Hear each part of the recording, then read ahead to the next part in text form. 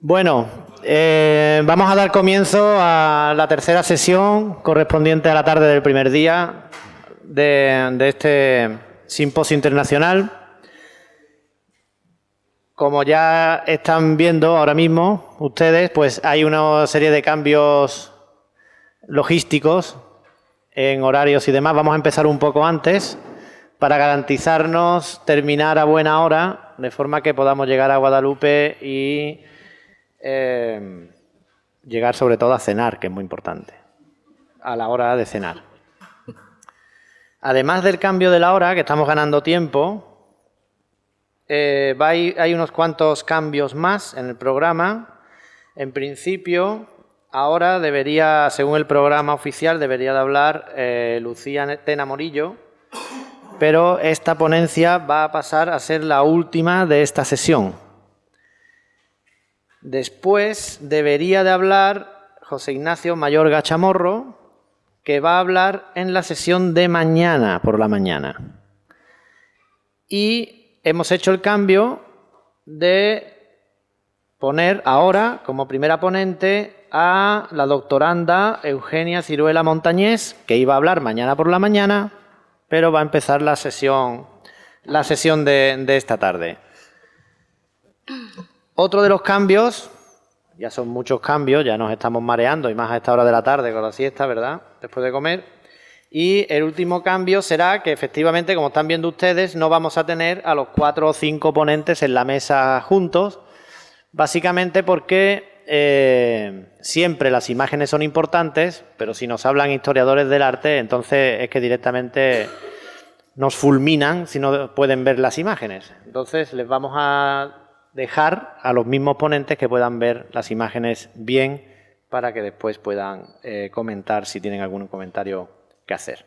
Bueno, pues sin más dilación, vamos a empezar la sesión de por la tarde, como decía, con la doctoranda Mayorga Chamorro, la doctoranda Ciruela Montañés, que nos va a hablar de la primera destrucción del puerto del Callao. Ella pertenece a un grupo de investigación que viene trabajando sobre catástrofes en América muy bien desde hace tiempo, así que estoy seguro de que va a ser muy interesante escucharle la ponencia cuando quieras. Os voy a distraer mucho, eso sí. Gracias. Buenas tardes a todos y a todas. En primer lugar, quería dar las gracias al comité y también a vosotros por vuestra asistencia. Sé que es verdad que el título parece muy demasiado oficial, demasiado incluso largo, formal, y no voy a bombardearos con fuentes, fechas ni nada, sino lo justo. Y más que catástrofes naturales, lo que voy a hablar es sobre todo de ese concepto de catástrofe natural y esos fenómenos meteorológicos que tanto chocaron a los peninsulares que llegaron al continente americano, pero sobre todo qué concepto había y quién o quiénes causaban oficialmente, según ellos, estas catástrofes naturales. Y como caso práctico, hablaré de la ciudad del Callao, que es la ciudad que forma parte, una de las ciudades que forma parte de mi tesis, y de su primera destrucción en 1586. El índice, como veis, es bastante variado. Hay una primera parte muy teórica, pero intento que sea lo más amena posible, y el caso práctico del primer registro. Antes de comenzar, a mí siempre me gusta citar, a poner alguna cita, y en este caso he elegido una cita relacionada con el tema, claro, de un libro que conoceréis mucho, que lo conoceréis, creo yo, que es el Apocalipsis de San Juan. El capítulo 16, las copas de la ira, versículo 18. Entonces hubo relámpagos y voces y truenos y un gran temblor en la tierra, un terremoto tan grande cual no hubo jamás desde lo que los hombres han estado en la tierra. Es para que os hagáis una idea un poco ese concepto que va a haber de catástrofe natural como algo pesimista, algo que siempre va a decir, hay un terremoto, pues ya llega el fin del mundo. Para que tengáis un poco esa visión, sobre todo esa visión cristiana, incluso judio-cristiana, que se tiene de las catástrofes naturales. Las fuentes utilizadas, he utilizado varias, pero principalmente son estas.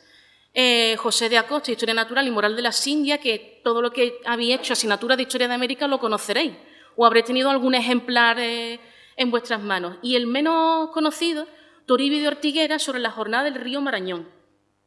Cuando una comienza sobre a investigar este tipo de fenómenos, tiene que tener muy claro qué es un maremoto, qué es un terremoto y qué es un tsunami, porque te encuentras con publicaciones, incluso con algunas investigaciones, que, por ejemplo, no saben distinguir entre maremoto y tsunami. Y antes de empezar estas investigaciones tiene que tener muy claro qué significa cada concepto, e incluso también, por ejemplo, qué es un movimiento sísmico, qué es un volcán, cómo se lleva a cabo todos estos fenómenos, etcétera. El contexto y las crónicas van a ser un poco un 2x1 para que no sea tan pesado, y empezamos un poco también con fechas. El primer terremoto registrado por parte de los peninsulares fue en Nueva España el 11 de octubre de 1523, y el primero registrado en el Virreinato del Perú fue en el Valle de Pachamac en enero de 1533. Eso no quiere decir que antes de los españoles no hubiera catástrofes naturales ni grandes fenómenos meteorológicos. Siempre en el continente americano, si algo destaca, es que haya terremotos, tsunamis, maremotos, huracanes, sequías, inundaciones, etcétera. Lo que ocurre es que aquí lo que vemos que incluso coinciden de que, como ocurre con otras culturas, el origen de estas catástrofes suelen ser divinos, es decir, provocados por Dios o por los dioses, pero matizando sí que hay muchas diferencias. Por ejemplo, para el indígena, este tipo de manifestaciones de los dioses, ellos tienen un contacto con la naturaleza tan espiritual que los cristianos, por ejemplo, no comprenden. Para ellos esto es, ya adelanto un poco, un castigo de Dios. Hablando un poco de dónde aparece y la información sobre esta catástrofe. Pues, por ejemplo, aparecen las crónicas, las famosas crónicas que nosotros conocemos de diferentes autores. Aparecen también documentos que tienen el visto bueno del virrey. También tenemos cartas privadas que tras una catástrofe natural suelen aumentar el número de cartas privadas que van desde el continente americano hasta la península ibérica. Siempre es normal encontrarse, por ejemplo, en el caso de las crónicas, algún capítulo o algún subcapítulo dedicado a la catástrofe natural o algún fenómeno meteorológico, porque hablar, por ejemplo, de terremoto en la península ibérica es algo incluso raro, pero en el continente americano es algo bastante habitual. Los escritores solían ser de origen peninsular, pero también los había indígenas y también mestizos. Y también podemos decir, las explicaciones que se dan en esta época, e incluso en épocas posteriores, no son muy científicas. No quiere decir de que no se conocieran estos fenómenos y que hubiera explicaciones científicas, pero esas explicaciones no interesaban para decírselo a la población. ¿Cuáles eran las explicaciones que se daban? Pues bueno, para eso tenemos a un grupo que el filósofo alemán Nietzsche definió muy bien como invernadores profesionales, que son los sacerdotes. Ellos van a decir de que estos fenómenos son de origen divino y que normalmente van a ser castigos de Dios. Y va a haber causantes o varios causantes que van a provocar la ira de Dios, que son las causas transversales. Por ejemplo, si una mujer, por ejemplo, blasfema en la plaza de Cuzco, por ejemplo, y al día siguiente hay un terremoto, la causa de ese terremoto ha sido la mujer que ha blasfemado. Ahora mismo es algo chocante, pero en el siglo XVI era algo muy habitual. Y, claro, estas explicaciones se daban públicamente, de forma oral, y la población llegaba a creérselas. ¿Cuáles eran? También podían ser, por ejemplo, cambios políticos, sociales, que se saltaran o se salieran de los esquemas establecidos. ¿Cuál es la forma de combatir una catástrofe natural? Pues muy útil. Orando, cantando y las procesiones de Cristo y vírgenes principalmente. Los indígenas, en su momento, incluso en época de la conquista, van a seguir teniendo sus dioses protectores frente a estos fenómenos, y los cristianos también lo van a tener. En este caso, las vírgenes, por ejemplo, la Virgen de la Merced o la Virgen de Guadalupe.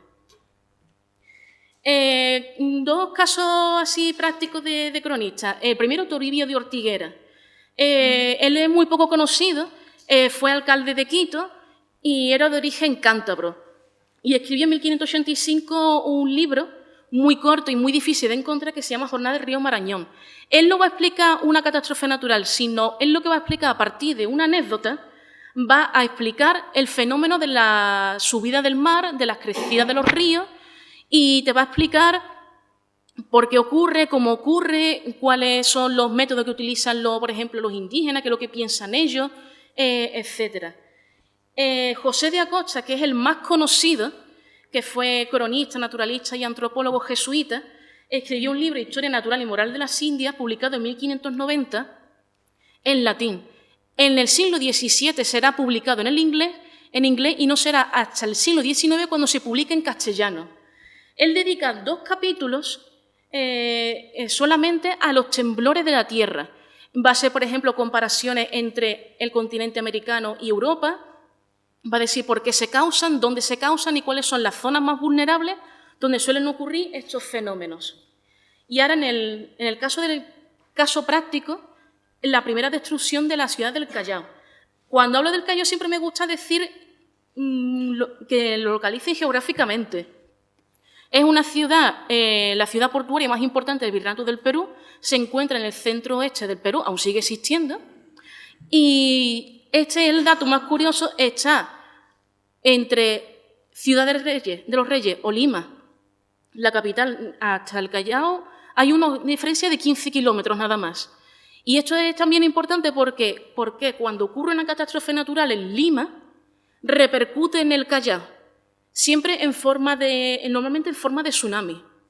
Es decir, si hay un terremoto en Lima, siempre va a repercutir en esta ciudad, porque hay una conexión bastante interesante y no va a ser la primera vez que las 2 ciudades se destruyen el mismo día.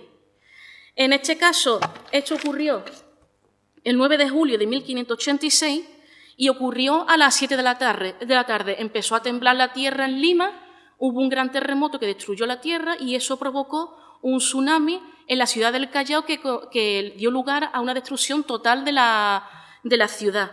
Tal fue así de que el mar se retiró 14 metros y hubo olas durante bastante tiempo de 3 metros. Solamente hubo 22 fallecidos porque hay que tener en cuenta la hora, las 7 de la tarde. Hay gente en la calle. En cuanto ven que pasa algo de esto, automáticamente la gente se va a sus casas o van a protegerse donde sea. Si esto hubiera ocurrido por la noche o de madrugada, hubiera habido un mayor número de fallecidos porque no les habría dado tiempo de poder salir de sus casas y poder salvarse.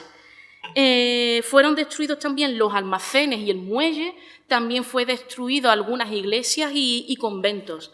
Durante cerca de 2 meses y medio estuvo temblando la tierra, prácticamente todos los días, y la ciudad, en el caso del Callao, la ciudad estuvo inundada varios días. Tal fue así que en algunas crónicas dice de que incluso no se podía salir a caballo de lo inundada que estaba la ciudad. Pero al virrey no se le ocurrió otra cosa de que para dar gracias a Dios por haber sobrevivido a esta catástrofe, pues 8 días después en la capital, en Lima, se llevó a cabo una procesión para darle las gracias a Dios por haber sobrevivido. Sí que es verdad que fuentes hay muy pocas, tiene el caso de este, es uno de los mapas más antiguos que he podido encontrar del Callao, poco para que os hagáis una idea de lo que ocurrió, y las fuentes que he encontrado son muy pocas. Las pocas que hay son del virrey conde de Villar, que estuvo a punto de morir durante este fenómeno. Las cartas están fechadas en noviembre de 1586, son cartas a Felipe II.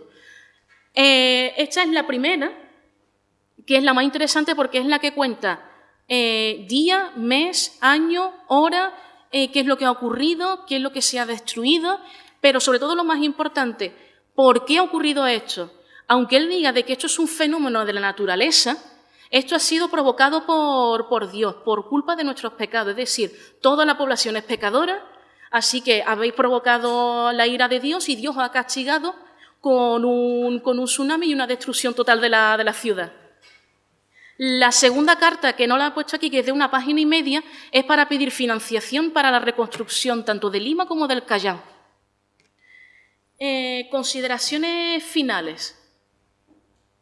En este caso, siempre pongo investigar las fuentes relacionadas con las catástrofes naturales, fundamental para conocer la evolución de los territorios afectados y también para prevenir a la población actual de futuras catástrofes naturales. Cuando sucede una catástrofe es una oportunidad para proyectar nuevas ideas sociales, políticas, arquitectónicas. Sin embargo, lo que aquí no suele cambiar es la sociedad. En el caso, claro, al transmitir ese miedo a la población, lo que está creando es una sociedad más vulnerable, más supersticiosa y muchísimo más religiosa. Las explicaciones que se han dado sobre estas causas de las catástrofes naturales a lo largo de los siglos ha ido cambiando para hacer una explicación más científica, más práctica, e incluso el mismísimo Jorge Juan ridiculiza en uno de sus libros una de las causas religiosas de las catástrofes naturales. Sin embargo, en la actualidad sigue habiendo grupos con una fuerte base cristiana que siguen defendiendo de que todas las catástrofes naturales son provocadas por Dios.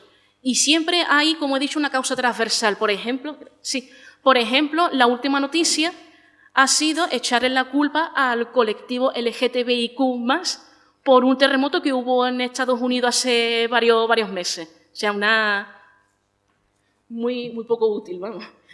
Y sin ningún sustento ni base científica ninguna.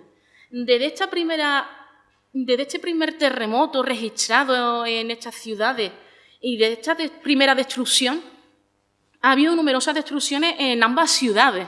Por ejemplo, en mi tesis yo estudio la destrucción que hubo tanto de Lima como del Callao, en este caso del Callao, de 1746, que fue hasta la fecha una de las peores que ha habido. Y sí que es verdad de que, aunque también hay destrucciones por separado, lo normal es que sean conjuntas. Y sí que es verdad porque en el Virreinato del Perú, con su conjunto, es una de las zonas más vulnerables respecto a las catástrofes naturales. Y un peruano, lo más habitual, lo que te va a decir es, raro es el día que la tiembla no tierre. Todos los días tiembla la tierra en el Perú y también en Chile, aunque sea muy poco, y no es noticia. Sin embargo, aquí en España sí sería noticia, por ejemplo, si temblara, aunque sea con 2 grados la escala de Richter y demás. Aquí no, aquí están tan habituados que es lo más normal. Está en la bibliografía consultada y el enlace digital. Como veis, hay pocas cosas, pero bastante completas. Y ya con esto finalizo mi comunicación y después del debate, después habrá debate, ¿no? Y si tenéis algún comentario o duda, pregunta que hacerme, pues estaré aquí encantada de contestaros. Gracias.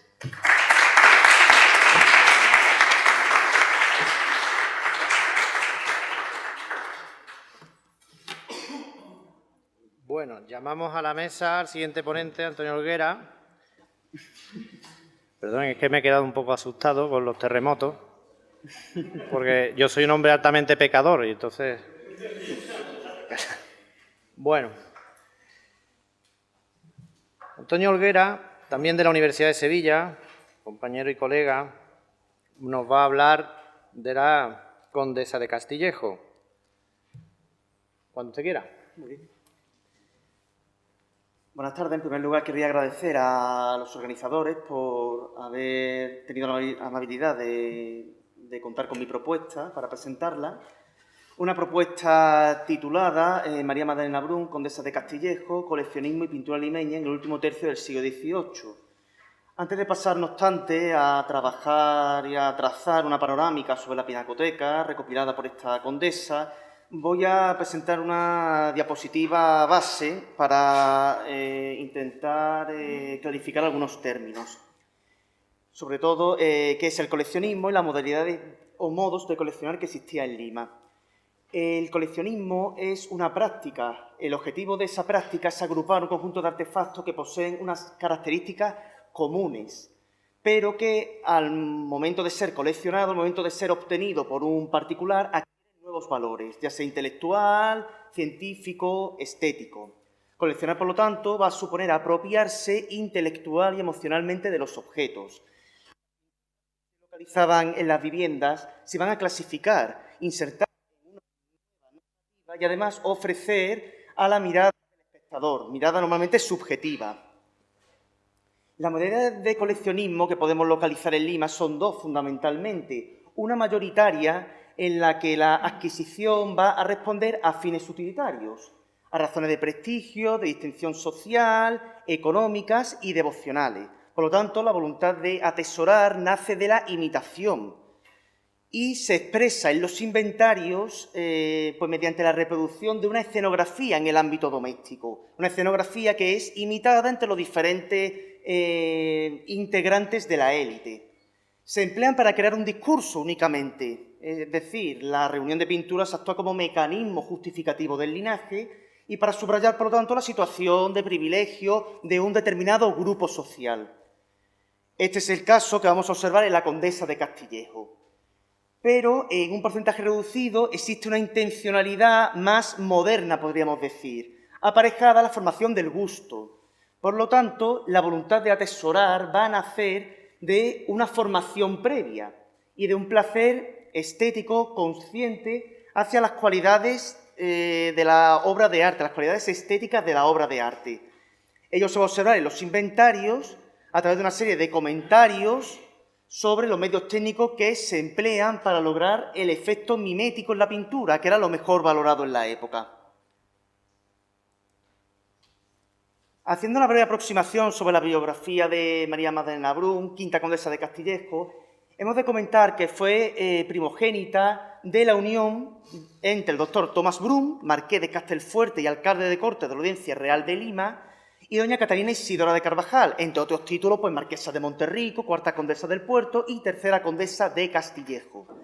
Esta María Magdalena contrae matrimonio con su primo segundo, Fermín Francisco de Carvajal, hecho que le permite fortalecerse en el entramado social de la época. Era muy típico que a través de una serie de casamientos ya previamente orquestados, se crearan lazos más resistentes entre dos linajes, fortaleciendo, por lo tanto, mutuamente su riqueza y posición.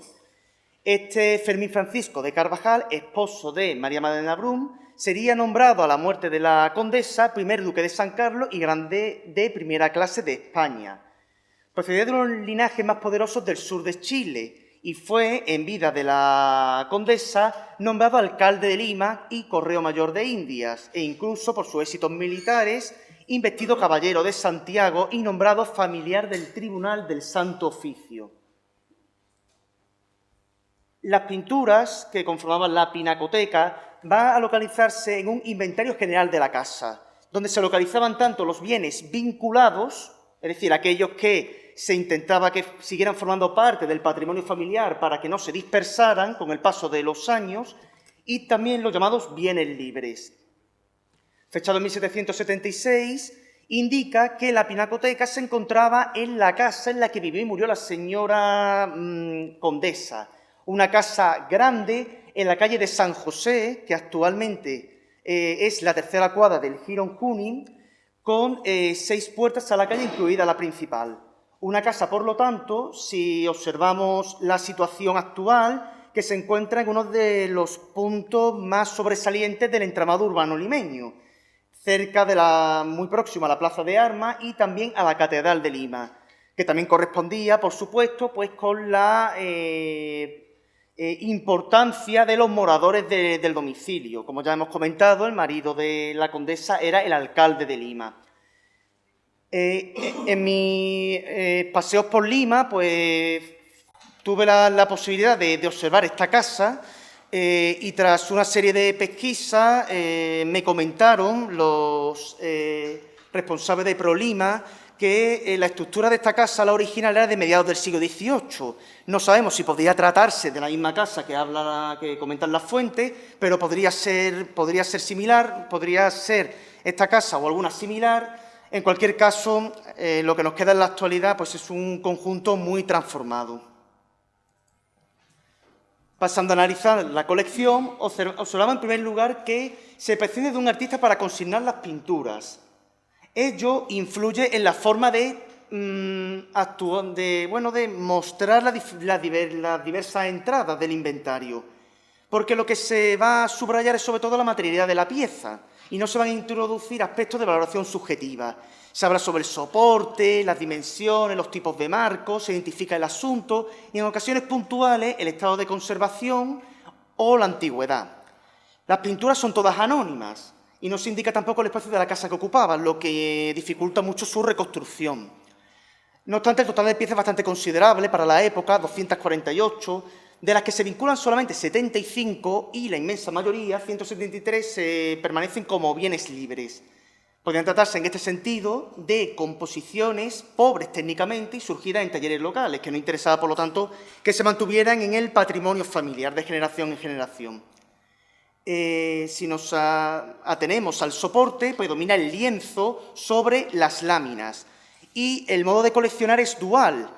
Predomina el tema sagrado, pero hay también una importante presencia del tema profano, prácticamente casi un 30%. Y además, las composiciones de tema profano son la mayoría las que se vinculan al patrimonio familiar.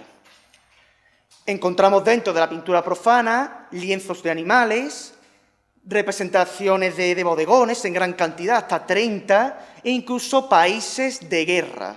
Todas las piezas enmarcadas además con hojas de laurel dorada, que indica evidentemente la importancia, incluso sentimental, que podía tener para la condesa. Unos países de guerra que podrían estar relacionados iconográficamente con piezas similares a los que planteaba Peter Snyders, es decir, vistas, cabelleras de lugares topográficos significativos donde se desarrollaron acontecimientos bélicos representativos. Localizamos también representaciones vinculadas a la estética de los basanos, que tuvo en Lima una presencia bastante significativa, como demuestra la existencia en la actualidad en la Catedral de Lima de una serie atribuida a estos maestros venecianos sobre la serie del Zodíaco. En el caso de la condesa observamos 8 dichos lienzos del tiempo, representación por lo tanto incompleta seguramente de los meses del año. Acontecimientos históricos como la degollación del rey de Inglaterra, una pieza que además se encontraba en la colección familiar desde el año 1693, es decir, pasó de generación en generación y nos habla por lo tanto de un ejercicio de coleccionismo que ya estaba integrado en la familia y que continuó la condesa. E incluso representaciones que se pueden vincular a las escenas de género, como por ejemplo una cabeza bebiendo, que iconográficamente pues, puede ser similar a la que presentaba Aníbal Carracci en su Joven bebiendo. Dentro de la pintura no vinculada, pintura profana todavía, localizamos obras de estética murillesca, un cuadrito con una vieja hilando, similar tal vez a la copia que se localiza en el Museo Nacional del Prado, 11 grandes de pájaros, que aunque no se han localizado lienzos de pájaros en las colecciones, sí se han encontrado en las portezuelas de los armarios, en las portezuelas interiores, se localizan representaciones de animales y de pájaros, y por lo tanto puede ser lo más próximo a lo que nos indiquen los inventarios. Y lienzo incluso de representaciones mitológicas, con una especie de moraleja y representando pues, una serie de acontecimientos graves que están íntimamente relacionados con el mundo de la emblemática, incluso del siglo XVII, como por ejemplo la pérdida de Troya o incendio de la ciudad de Troya, o otro que contiene la fábula de Narciso. Dentro de la pintura religiosa, si nos centramos en la mayoría de pintura religiosa, que era la no vinculada, localizamos un primer grupo preponderante, que son las avocaciones y episodios marianos. Y son preponderantes porque en esta época, a raíz de la Piedad Ilustrada, va a haber un interés por los temas amables, protagonizados principalmente por María, y también va a haber un interés por los temas de la Pasión de Cristo.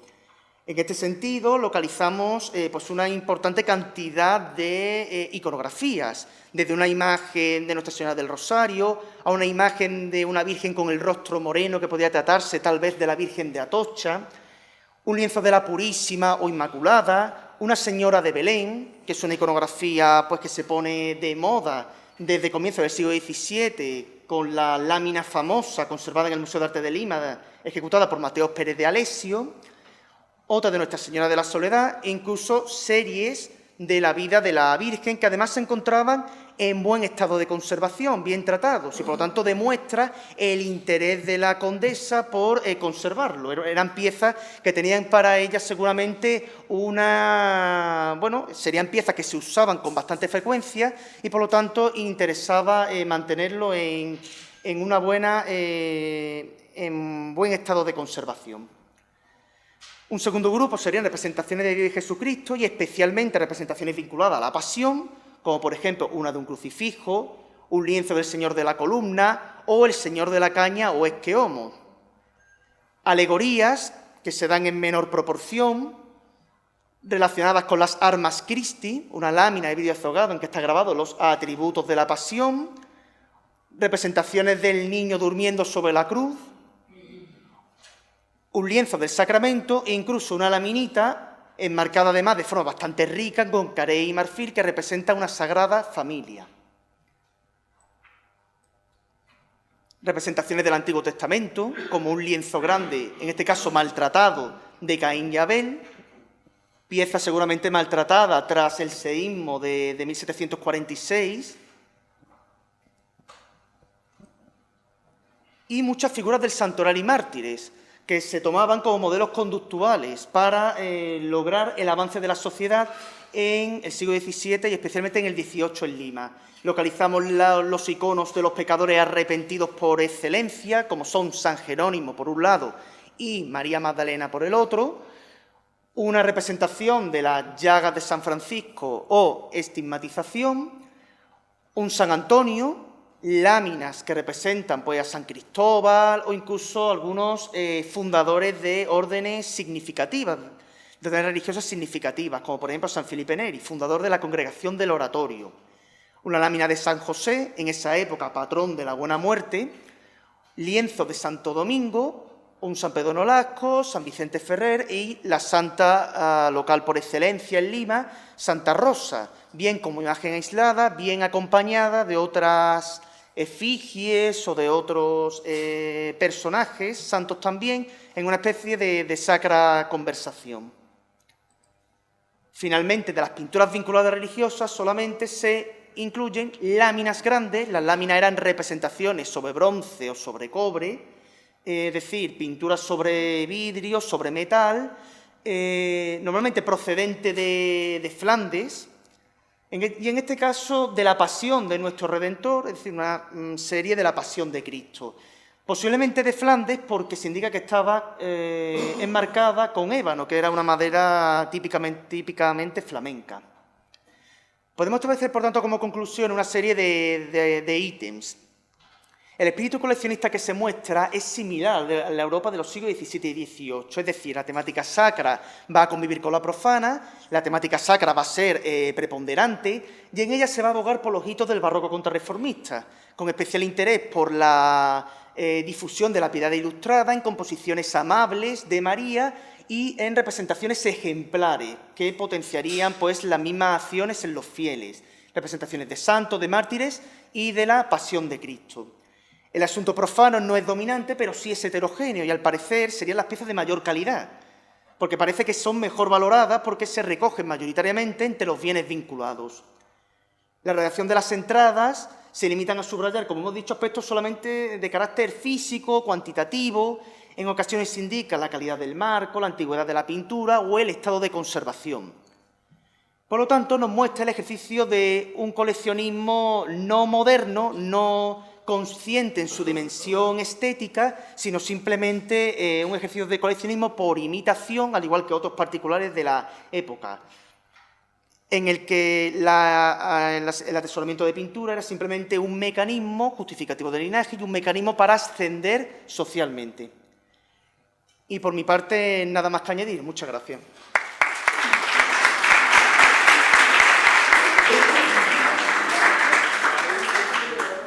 Muchas gracias. Agradecemos al doctor Olguera la claridad expositiva, que se atenga también a haberse tenido el tiempo perfectamente.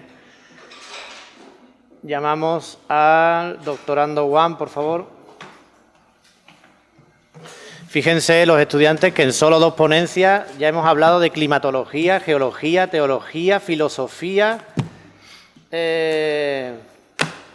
coleccionismo, pintura, arquitectura. Estoy apuntando todo. Estudio de las crónicas, qué bárbaro. Hay que saber un poco de todo. ¿Está usted preparado? Muchas gracias. Bueno, pues el doctorando Juan nos va a hablar de otra ponencia que creo que va a ser muy bonita. Vamos a hablar de sueños y de leyendas. Aunque si nos va a hablar mucho de pesadillas, nos vamos a volver a asustar. Cuando usted quiera. Hola, buenas tardes. Gracias por estar aquí a esta hora tan intempestiva. Y gracias a toda la organización, Sigfrido. ¿Un poquito para dónde? Se centra con la cámara, no con el monitor, ¿no? Y bueno, por la organización y por estar aquí otro año compartiendo con vosotros algo de nuestro poquito de conocimiento. Hablando un día con Sigfrido tomando una cerveza, le comentaba de que como esto está preparado para los alumnos, que os podía traer algo diferente, algo nuevo, que no soláis ver en clase, que sean cosas que habitualmente no veis en el aula. Entonces yo recuerdo que esta temática la toqué en un punto de un capítulo, de un tema, de una asignatura anual, y era en Historia del Arte. Así que voto de Historia, no sé si habéis visto mucho sobre Wunderkammer y de Kunstkammer. Nada, ¿no? Bueno, pues voy a hacer cortito, porque nos han amenazado sin cena esta noche si no nos aligeramos. Así que voy a intentar aligerar un poquito y no voy a poder contaros tanto como me gustaría, pero sí, bueno, vamos a intentarlo.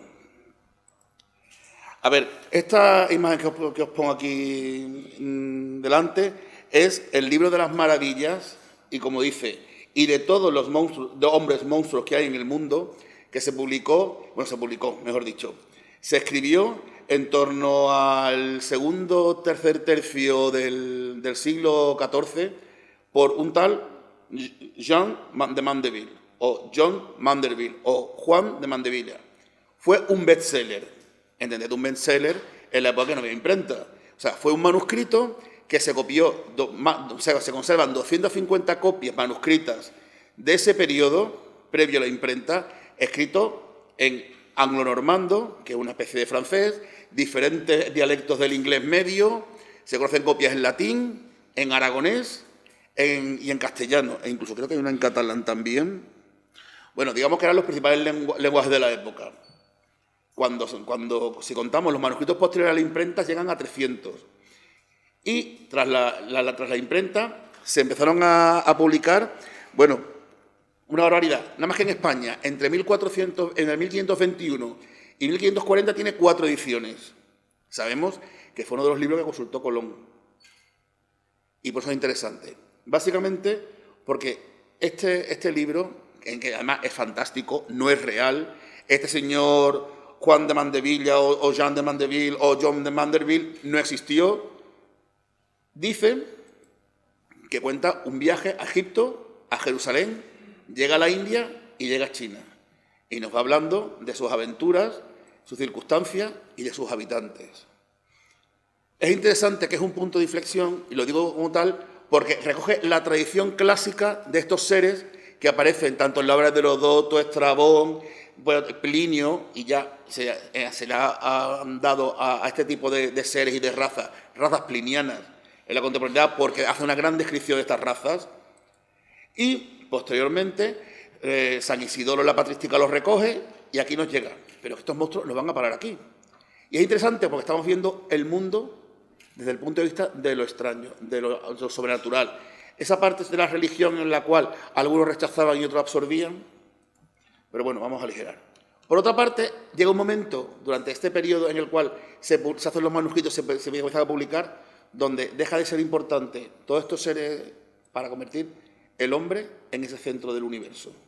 Por cierto, esta última que os he puesto se acaba de trasladar desde Venecia, desde la Academia, a París para una macroexposición que está de Leonardo. La primera vez que sale desde que está en la Academia.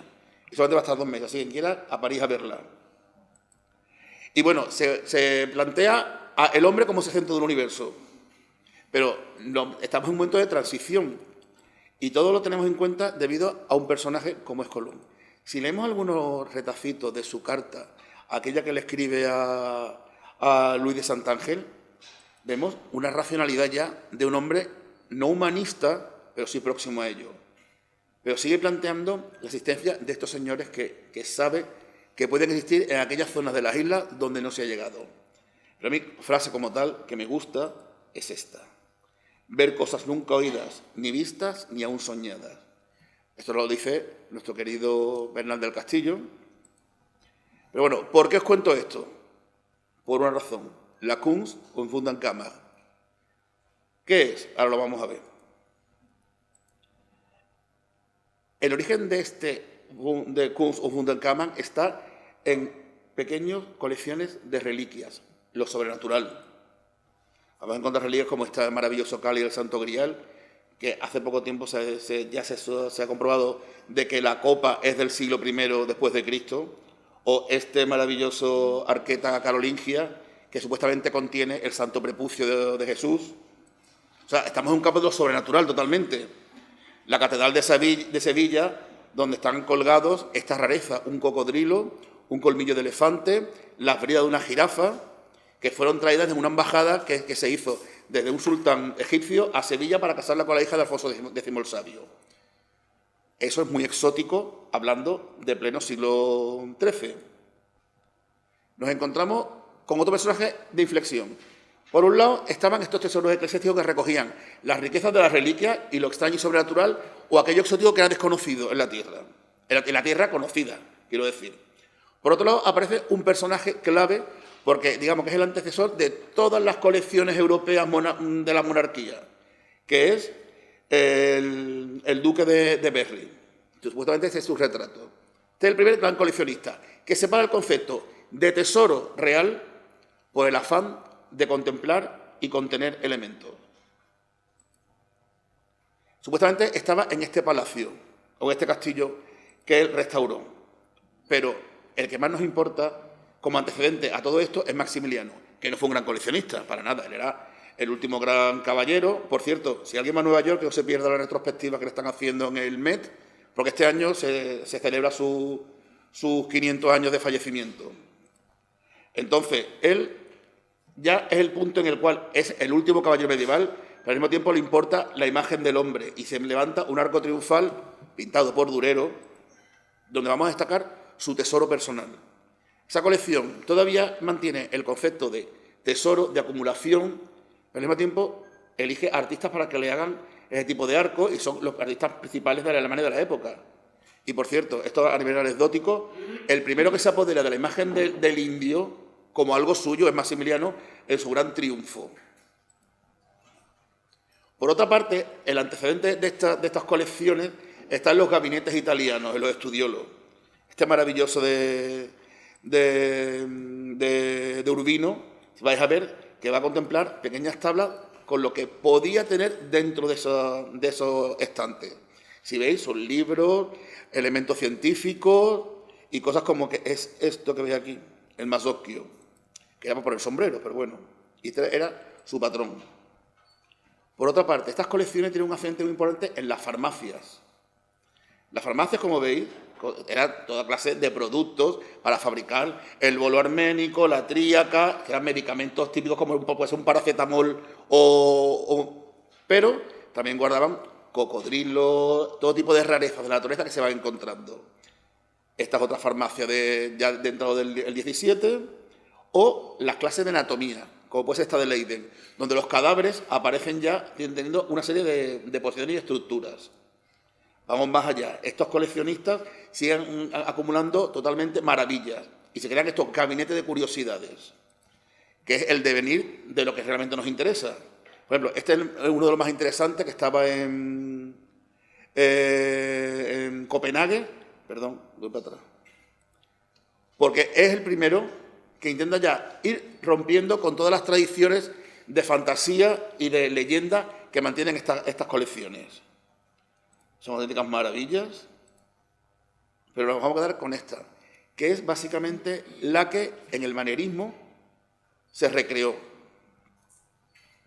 Nos vamos a centrar en una concretamente, porque es la única que se conserva en su lugar original, no con todos sus elementos, pero sí prácticamente está existente. He visto los inventarios tanto del fallecimiento del coleccionista como posteriori y evidentemente se conserva prácticamente un 20%, que eso es decir, no se ha perdido tanto. Y está en Innsbruck, en el castillo de Ambras.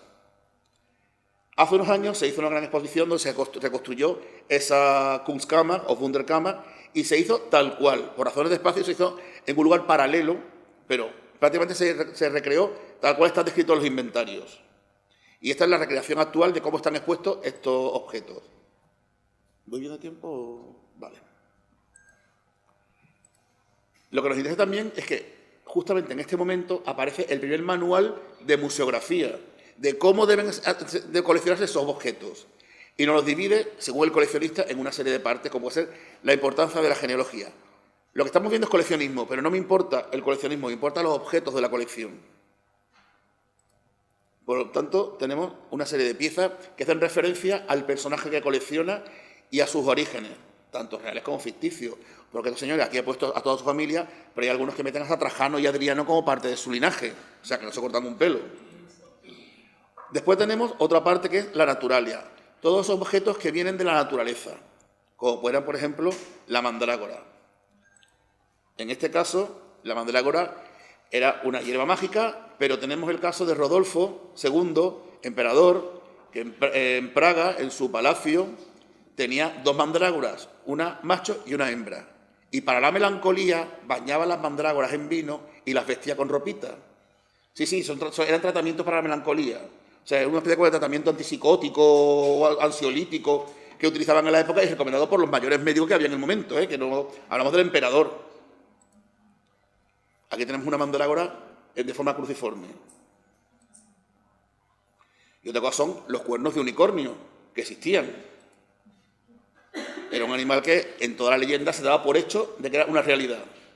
Aquí podéis ver el cráneo de un narval. Yo vi hace poco tiempo uno real y prácticamente era casi 2/3 de esta mesa lo que podía medir ese colmillo de narval. Que aquí aparece totalmente tallado. Ya se elaboraban de formas principescas para usarlo como bastones, como lanzas de cacería, como de muchas maneras. Otra parte de esa colección era la artificialia. Todo aquello que podía ser fabricado por la mano del hombre. Y no hay mayor ejemplo que el salero de Cellini. Salero que todo el mundo, cuando hemos estudiado, nos decían, Cellini, la única obra florida que se conserva es el salero. Pero nadie nos cuenta cómo este salero aparece en las colecciones de los museos austríacos. Esto fue un regalo que le hizo el rey por casarse con la hermana, que hizo, un follón. En realidad son todos intercambios y regalos y presentes entre los monarcas de las diferentes partes de Europa. Eso es muy importante porque cómo llegan estos recorridos, con este no totalmente, pero con otros es importante ver la relación que tiene Portugal con Austria, España con Austria, cómo llegan esa serie de objetos. Científica, aparatos científicos de todo tipo. Este, por ejemplo, es un reloj que se encuentra en el Escorial, que fue hecho por Hans Dávalos, o este instrumento musical que se usaba para hacer el sonido de la muerte en los intermedios, unas obras, piezas musicales previas a la ópera. Por parte, la biblioteca, que no os voy a exponer más libros de los que ya habéis visto, o las maravillas. Tenemos aquí el cuadro de Vlad Tepes el Empalador. Si pensáis, esta imagen ha pasado a la película de Coppola con sombras chinescas y marionetas tipo de la isla de Java a representar al propio Drácula. O un gigante y un enano. No es algo... Vamos, existieron realmente. Incluso se conserva la armadura que utilizaban los torneos este gigante. El hombre lobo. ¿Cuántos cuentos nos han contado y cuántas series hay actualmente sobre hombres lobos? Pues esta señora era de Tenerife. O sea, llegó a la corte francesa, se casó con una francesa y tiene una enfermedad que se llama hipertricosis. Tuvieron 11 hijos, la francesa y él. 4 sin pelo y el resto hipertricosos. Estuvo en la corte de Múnich, que por cierto era el cuñado del coleccionista, que era Fernando, un follón familiar que nos voy a contar por si no. O si no, estos mutilados, deformes, hombres gusanos. Si recordáis la película del año 33 de Todd Browning, La parada de los monstruos, podemos ver estos hombres rectando. Son leyendas que han pasado por ser realidad, porque todos estos señores que ahí existieron y se han convertido en las pesadillas de las películas de terror que estamos viendo. Y por último, lo exótico. ¿Qué es lo exótico para ellos? Inicialmente lo exótico era Granada, 1492. Adarga de Granada, que supuestamente Fernando el Católico o Isabel, exactamente cuál de los dos, se los regala a Felipe I el Hermoso.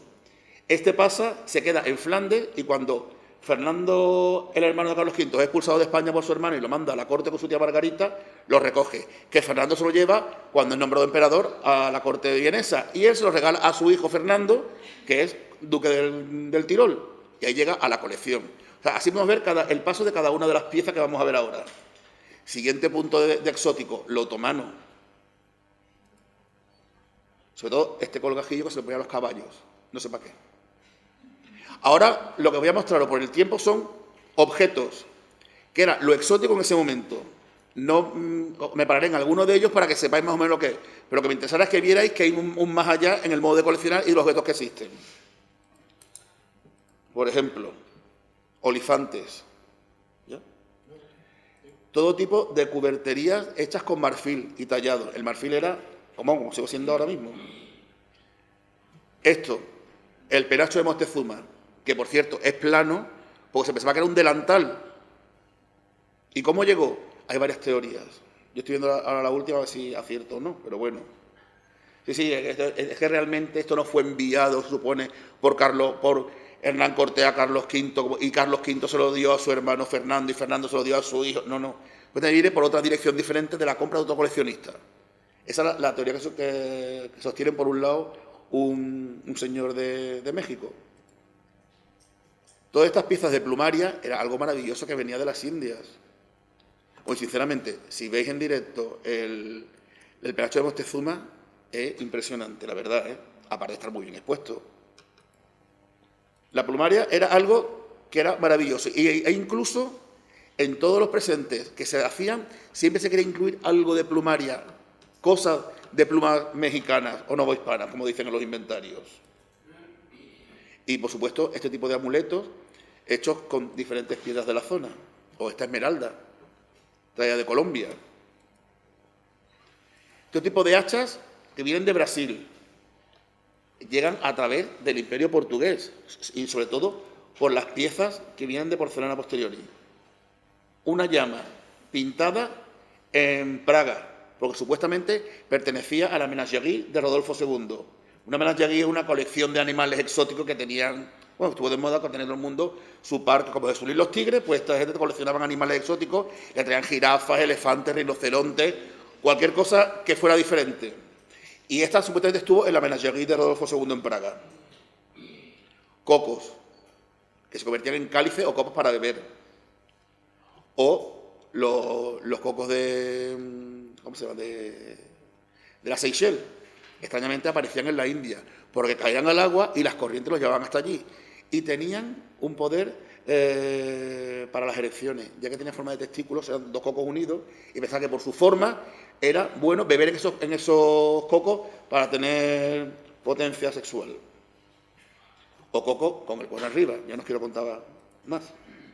Esto es maravilloso. Los bezoares, cálculos estomacales de rumiantes. Son antivenenos. Y en las copas de vino o un grande vaso se metía para quitar los venenos. Lo podéis ver perfectamente en una película de Harry Potter. Incluso Sherlock Holmes tiene metido el bezoar dentro de su mitología de objetos. Aquí tenéis varios ejemplos que supuestamente vienen de Goa. Este grande blanco viene de Goa, pero este que tenemos aquí es de origen español y supuestamente es de guanaco, traído desde América.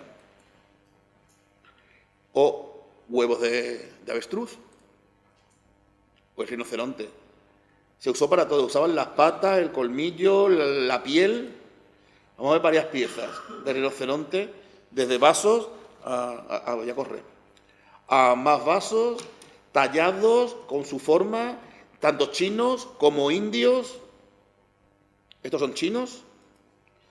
Y fijaos lo interesante, es chino, pero como sabían que iba para Europa, le pintaban su escudito. Y aquí tenéis un cuerno de cabra del Tíbet. Por lo tanto, muchos de estos elementos eran traídos en bruto y los artesanos de la corte o los orfebres de las diferentes ciudades, como puede ser Salzburgo, Habsburgo, hacían las labores para decorarlo según el gusto del mecenas al que le correspondía. La concha y la nácar. Vais a encontrar la madreperla en todas sus variaciones. O los nautilus, también son piezas. Las arquetas, que muchas de ellas acaban como reliquiarios en las iglesias. Y la mayoría que podéis ver en las iglesias pueden pertenecer a este periodo. Esto, por ejemplo, creo que es India y viene a través de Portugal. Esto que tenéis aquí es una vara de domar elefantes. Y esto central es un abanico. También viene de Portugal. Es que la tía de este señor coleccionista era reina de Portugal. O una serie de país venido tanto de Siam como de Malasia. O este salero, al igual que el otro, que hemos visto de Cellini, de cristal de roca tallado en forma de elefante. Diferentes piedras talladas en forma de cubiertos o calabazas. Piedras, porcelanas chinas, lacas. Las lacas chinas eran valoradísimos. Sabemos o conocemos que la primera pieza de porcelana Ming llegó a Europa a principios del siglo XV y perteneció a la colección del duque de Berry, del que os he enseñado el librito con el castillo. Ahí había ya la primera porcelana Ming que se conoce en un inventario europeo. Bueno, en este periodo las lacas y las porcelanas chinas eran apreciadísimas. Lo sigan siendo durante toda la época virreinal, incluso hasta que ahora no se han empezado a multiplicar las tiendas donde se venden ese tipo de objetos, han seguido siendo, pero en esta época, una barbaridad. Y aquí podemos encontrar, de lo que hablaba antes la María de Dios, de la embajada de 1584, posiblemente una de estas armaduras vino con esa embajada y llegó hasta la corte de Innsbruck. ¿Cómo? En eso estoy. Bueno, estaba le preguntando varias cosas de la embajada porque sé... Es que es extraño porque se conservan 3 armaduras en la Armería Nacional y el señor que trabaja las armaduras, por una parte, que las conoce bien, pero no sé si hierra un poco en las fechas entre las de 1584 y las de 1614, son los 2 juegos de armadura. E incluso algunas que podían venir por medio. Y bueno, aquí os presento ya el último cabuto que encontramos y nada más. He querido resumirlo muy rápido para que podamos tener tiempo y podamos cenar tranquilo en Guadalupe. Gracias.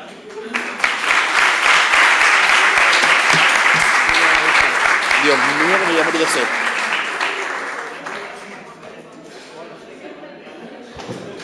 Muchas gracias al doctor Guam.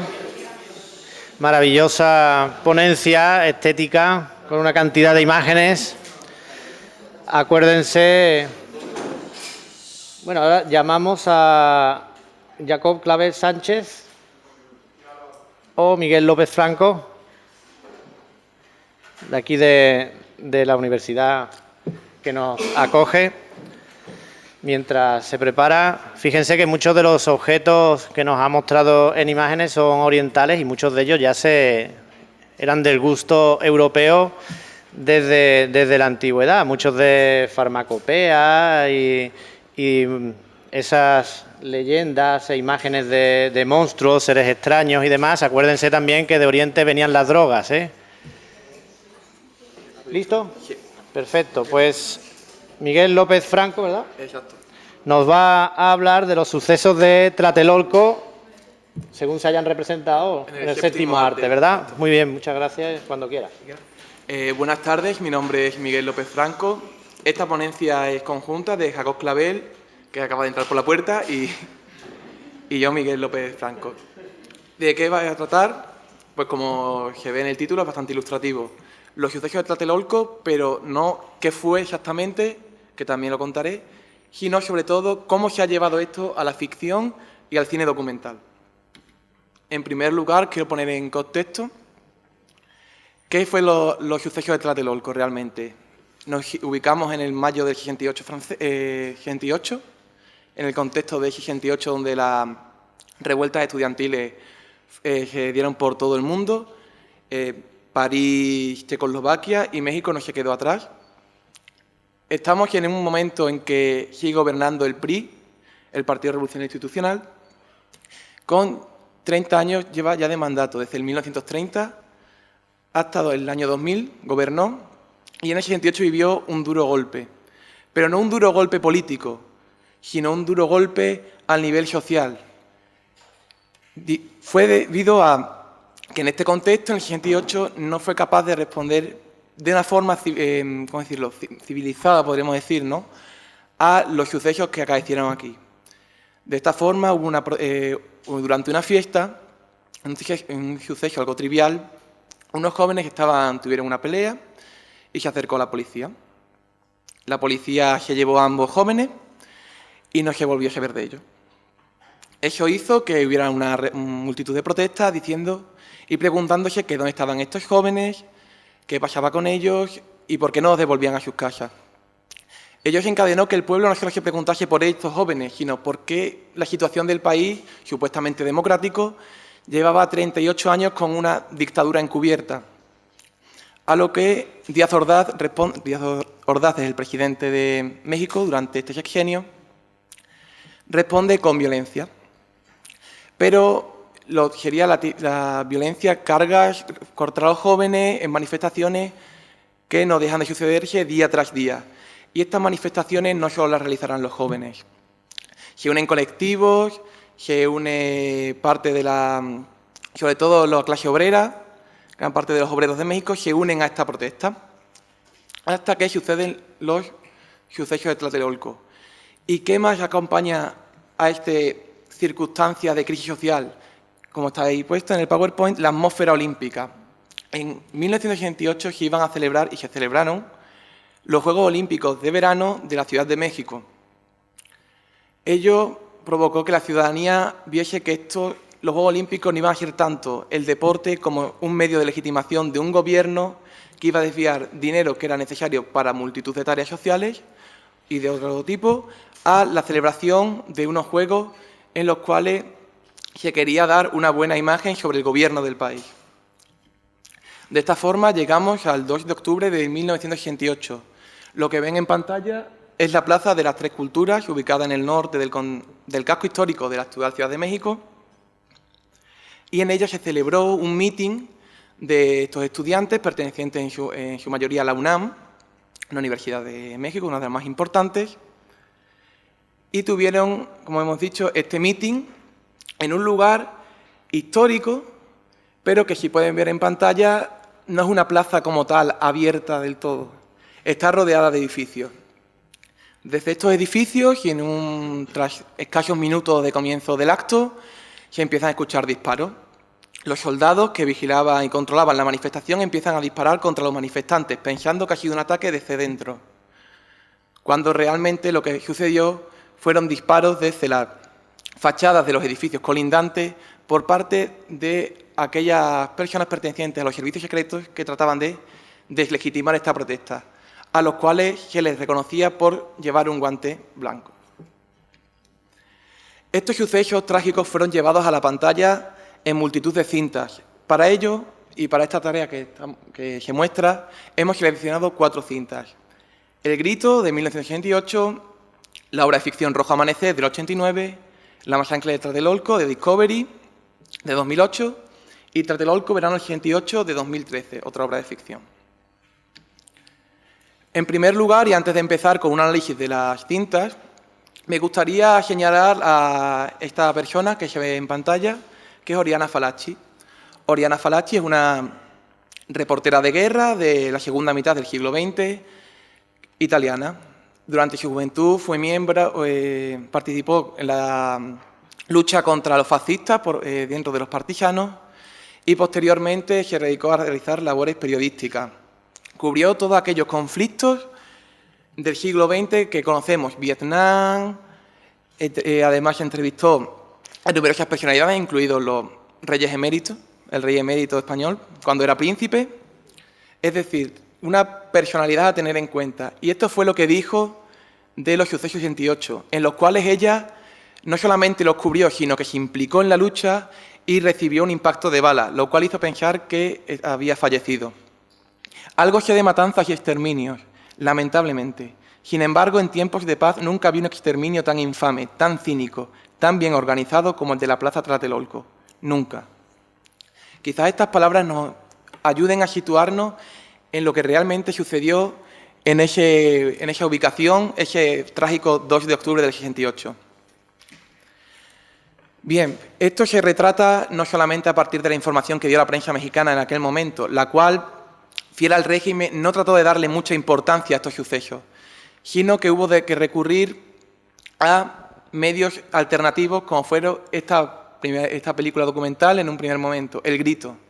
El Grito es una cinta realizada por los estudiantes de la UNAM, es decir, aquellos manifestantes, en la cual retratan los sucesos no solamente de ese fatídico 2 de octubre, sino todo lo que había venido siendo la revuelta estudiantil. Una revuelta no violenta, pacífica, realmente patriotas, que iba con banderas, cantaban el himno. Es decir, no se está en contra del país como tal, o no hay una idea de no nos gusta nuestro país, sino no nos gusta nuestro gobierno, el gobierno de Díaz Ordaz. Utiliza una narradora femenina, la cual no es neutral, es decir, sino que se implica emocionalmente con lo que está contando. Es estremecedor ver el documental.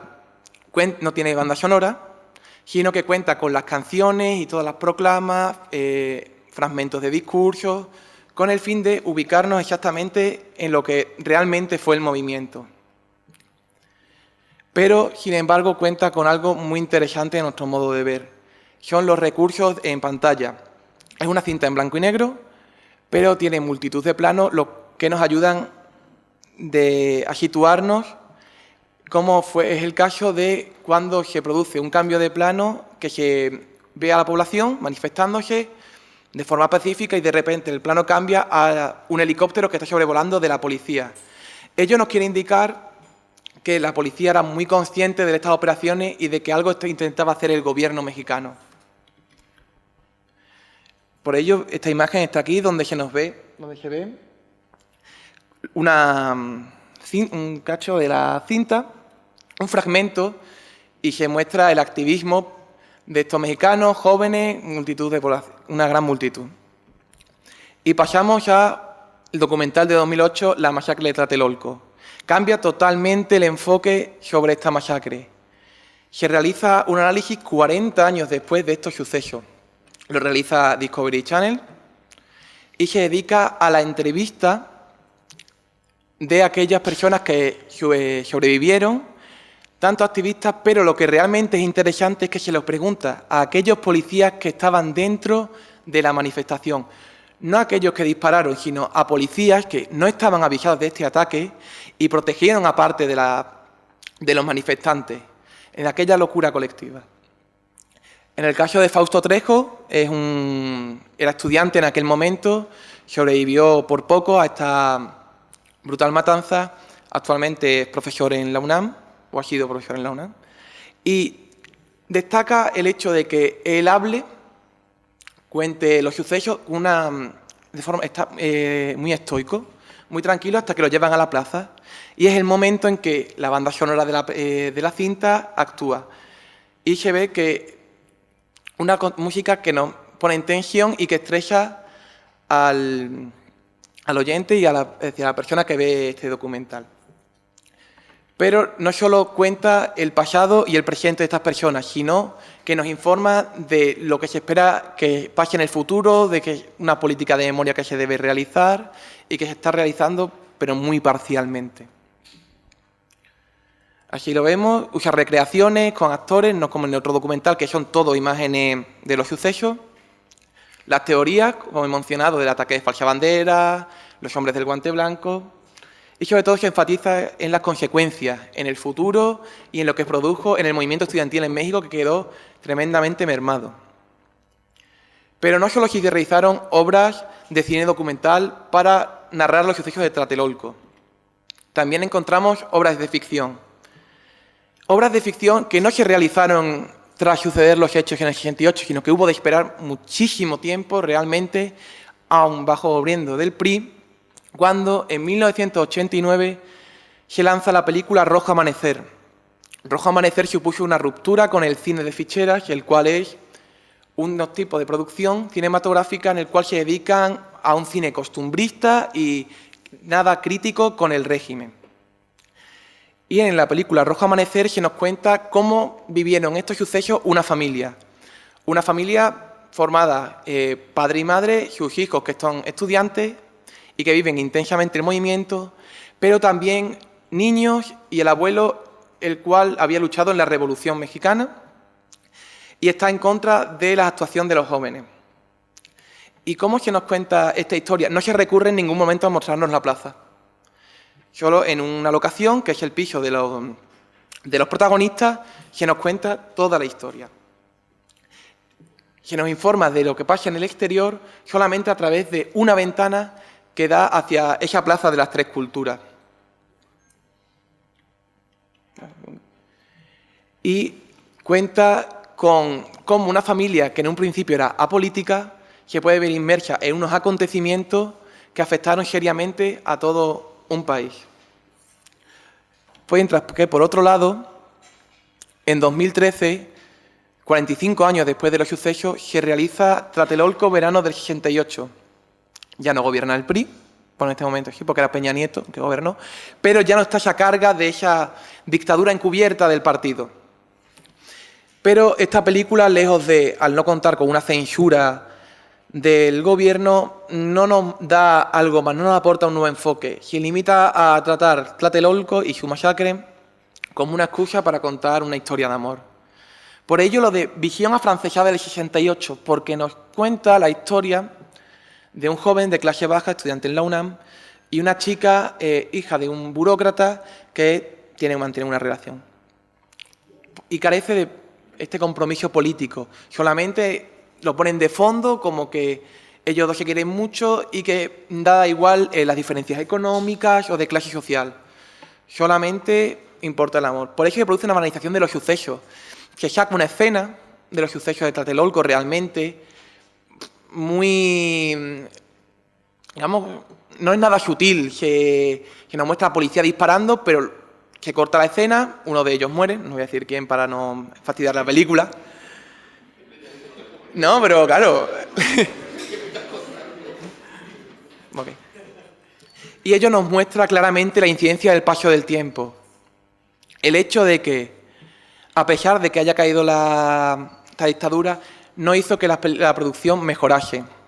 Solamente se llevó a cabo una película en la cual está realizada por actores que no vivieron los hechos y ni conocieron el movimiento estudiantil, un director que era un niño cuando sucedieron estos acontecimientos y que todo lo sintió realmente lejos. Es decir, realiza esta película no como una reivindicación o porque así lo sienta, sino como podría realizar una película sobre otro suceso histórico. Mientras que una película con escasos medios económicos, muy controlada y que se realizó casi de forma clandestina, logró acabar con ese cine de ficheras en parte y se hizo con premios de la Academia Mexicana y un reconocimiento internacional. De esta forma llegamos a las conclusiones. El tiempo hace que obras cinematográficas, como en el caso de Tlatelolco, hayan perdido calidad. Ejemplo, películas con muy pocos medios como El Grito o Rojo Amanecer, cada una dentro de su género, consiguen conmover al espectador, mientras que obras de gran presupuesto, como Tlatelolco el verano del 68, de la cual se llegó a plantear incluso una serie realizada por Amazon Prime, es decir, que una multinacional iba a meterse dentro de la producción de esta serie, en cambio no tiene ningún mensaje, solamente se limita a contarnos una historia. Y con esta frase quiero señalar lo importante que es la masacre de Tlatelolco y lo trágico que fue. Incómodos son los muertos, la gente se cansa pronto de ellos. Esto es una síntesis. Cuando realmente dejamos de poner el foco en lo que realmente pasó, se banalizan unos sucesos que realmente conmocionaron una sociedad. Muchas gracias.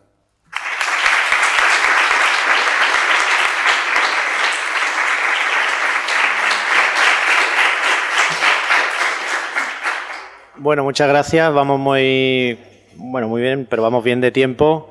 Créanme... quédese. Créanme cuando les digo que pasear por la plaza de Tlatelolco es uno de los sitios que aún hoy todavía crea y da emoción, como aquellos que hemos tenido oportunidad de pasear por un campo de concentración, como Mauthausen o por la zona cero de Nueva York. Todavía la plaza de Tlatelolco crea emociones cuando se está en ella. Vamos entonces a dar paso a la última ponencia de la sesión tercera de esta tarde. Le damos la palabra a Lucía Tena Morillo, que es becaria predoctoral de la Junta de Extremadura, que nos va a hablar sobre la obra sorjuanesca. Bueno, muchísimas gracias.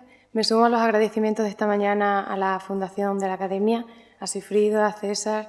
Bueno, yo voy a hablar de la obra sorjuanesca y la crítica hispánica. La historia editorial de la producción sorjuanesca tiene un fuerte punto de partida en las imprentas españolas. Fue la condesa de Paredes quien llevó a esta los textos de su protegida e impulsó el proyecto editorial. En 1689 vieron la luz tanto su famosa Inundación Castálida como un libro titulado Poemas, ambos publicados en la península. Y esta edición volvería a aparecer luego en Madrid y le seguirían otras en Barcelona, en Zaragoza, 2 ediciones más en Valencia y otras nuevas en Madrid. Hacia 1692, época por la que se seguía publicando todavía el primer tomo, salió en Sevilla el segundo volumen. El éxito que cosechó a raíz de su edición en la capital hispalense permitió que un año después, con el título Segundo tomo, la obra de la conocida y admirada Fénix de México se editara en Barcelona con 3 ediciones de salida y mucho más tarde, ya en 1715 y 1725, volviera a pasar por las imprentas españolas y madrileñas. Es en el segundo volumen sevillano donde mejor se refleja la miscelánea y la convivencia de géneros y formas. El tomo contiene la crisis sobre un sermón, más conocida como la Carta Tenagórica, otros 2 juegos completos de villancicos, 70 poemas, algunas letras sacras, 2 autos sacramentales, las piezas Amores más laberinto y Los engaños de una casa, y varias loas, pero también la obra que más ha enjuiciado la crítica, para bien y para mal, que es El primero sueño. Y ya en 1700, tras la muerte de Sor Juana, se publica un tercer tomo, Fama y obras póstumas, que incluye la conocida Respuesta, 5 textos en prosa y una serie de 10 poemas. Esta última publicación apareció en Barcelona y en Madrid varias veces, pero hasta la fecha de 1957 no empiezan a editarse los tomos sorjuanescos a cargo de Méndez Plancarte, cuyo trabajo continuó Salceda por medio de un 4º tomo dedicado a los sainetes, la prosa y las comedias. Bueno, el éxito editorial que cultivó Sor Juana en su vida fue más que notorio si nos fijamos no solo ya en las continuas ediciones, sino en la simultaneidad de estas en las imprentas madrileñas, sobre todo en los años de 1714, 1715 y 1725, que acogen al mismo tiempo la edición de los 3 tomos de la obra sorjuanesca publicada en España. Ramírez Santa Cruz considera a la Fénix como uno de los mayores éxitos editoriales de las letras hispánicas, pues, cito, para 1725 se habían impreso casi 22.000 ejemplares de sus obras, una impresionante cantidad solo superada por el Lazarillo y la Celestina. Fin de cita. Además, entre los editores españoles de la obra de Sor Juana destacaban los mejores impresores españoles, García Infanzón, López de Haro, Ruiz de Murga, Figueró. Pero la peculiaridad de las ediciones españolas consiste en la integración de diversos géneros, un aspecto que aún no había cristalizado en América. Es cierto que ya desde 1676 se publicaban piezas de Sor Juana en la Nueva España, sobre todo villancicos, juegos de poemas y textos en prosa, pero hasta entonces su producción se conocía de esa manera, en piezas sueltas. No obstante, en la recepción de la obra sorjuanesca se ha producido una especie de paradoja. Las composiciones que más éxito le dieron a la Jerónima en su tiempo, es decir, los villancicos, sufren un desplazamiento no ya a un segundo término, sino al último estadio de la investigación sorjuanesca, mientras que las composiciones que Méndez Plancarte agrupó bajo el sobrenombre de lírica personal y que apenas se publicaran en la tierra de la Fénix, son hoy las más conocidas, unas relegadas a un segundo plano, a estudios menores por el escaso atractivo del componente devoto, y otras utilizadas como arma biográfica, los villancicos por un lado y los poemas de la lírica personal por otro, han quedado arrinconados desde otras perspectivas. Bueno, pero a mi juicio, la ausencia de ediciones críticas completas está vinculada en gran medida a la carencia de documentos biográficos sobre Sor Juana, una falta que ha servido históricamente a numerosos críticos para erigir una imagen de Sor Juana que quizá poco tuvo que ver con la original. El vacío de la edición crítica se escuda en lo morboso de la vida de Sor Juana y viceversa, las fabulaciones acerca de la vida de la Jerónima se sostienen en una tradición que ha marginado el estudio biográfico y crítico al que se le exigen un rigor y una objetividad. Si retrocedemos en la historia de la crítica de la obra sorjuanesca, comprobaremos que, en efecto, los críticos alemanes fueron quienes recuperaron la imagen y la figura de Sor Juana e iniciaron ya en la era romántica un ciclo de investigación en torno a la Mexicanische Nonne, la monja mexicana. Destacan las obras enciclopédicas de Buchholz, con su Handbuch der Spanischen Sprache und Literatur, Poetische Teil, y la de Butterbeck, con su Geschichte der Poesie und Menschlichkeit seit des Ende der 13. Jahrhundert. La recuperación de la obra de Sor Juana que emprendieron estos críticos alemanes no fue muy vasta, pero al menos no cayó en los habituales fantaseos. Y es que aproximadamente una década después de la publicación de las investigaciones de Buchholz y de Butterbeck, la figura de Sor Juana reaparece en la biografía universal a cargo de los libreros Michaud. La proyección de esta obra napoleónica cautivó a Narciso Olivas, un librero barcelonés que llevó a cabo la traducción de la entrada sobre Sor Juana, a pesar de estar totalmente contaminada de un carácter novelesco y falto de rigor, en gran medida insuflado por Bocuse, uno de los mayores fantaseadores de la biografía sorjuanesca. Pero es que inmediatamente después de su traducción literal a cargo de Oliva, las palabras de Bocuse pasaron a formar parte del Diccionario Biográfico de Mujeres Célebres de Diez-Canseco y del Diccionario Universal de Historia y Geografía de Mellado, unas obras de gran proyección. Y en este panorama de conjeturas tomadas por verdades, solo parece salvarse la biografía sorjuanesca aparecida en el Semanario Pintoresco Español, en el que, parte humildemente de los datos aportados por el padre Callejo en su vida, si bien sabemos que a veces el padre Calleja tiraba hacia lo geográfico por el tono hiperbólico, pero al menos eran datos aportados por el padre Calleja y que estaban más o menos avalados por la misma Sor Juana en su respuesta a Sor Filotea. El peso de los juicios de Bocuse, este fantaseador sobre Sor Juana, tiene tanto alcance que llega hasta el Diccionario Enciclopédico Hispanoamericano de Montaner y Simón. Eso por ahí, pero por otro lado, hablemos de las cuestiones que más interés han suscitado a la crítica. Son, en efecto, las biográficas, en concreto las dos que pongo ahí, el abandono de las letras en 1693 y el misterio inexplicable que los poemas de corte amoroso han generado siempre entre los estudiosos de Sor Juana. La primera cuestión ha dado lugar históricamente a dos explicaciones. Una proviene de la crisis mística defendida por el padre Calleja, la segunda de la teoría conspiratoria. Es la idea inaugurada por Jones y seguida por críticos como Puccini y el mismo Octavio Paz. Por otro lado, los poemas amorosos, encargados por la condesa de Paredes, han convocado a su vez dos claves interpretativas, a saber, la que advierte una simple expresión cortesana y la que vira hacia el asunto del amor homoerótico. Hasta la publicación del trabajo de Méndez Plancarte y Salceda, la ausencia de una edición crítica podía explicarse quizá por la permanente vinculación de la obra y el estilo sorjuanescos a Góngora, al poeta cordobés. A pesar de la inmensa fama que tuvo la monja durante su vida, insisto, es que no es baladí recordar que gran parte de su producción se publicó en vida de Sor Juana, tanto en España como en América.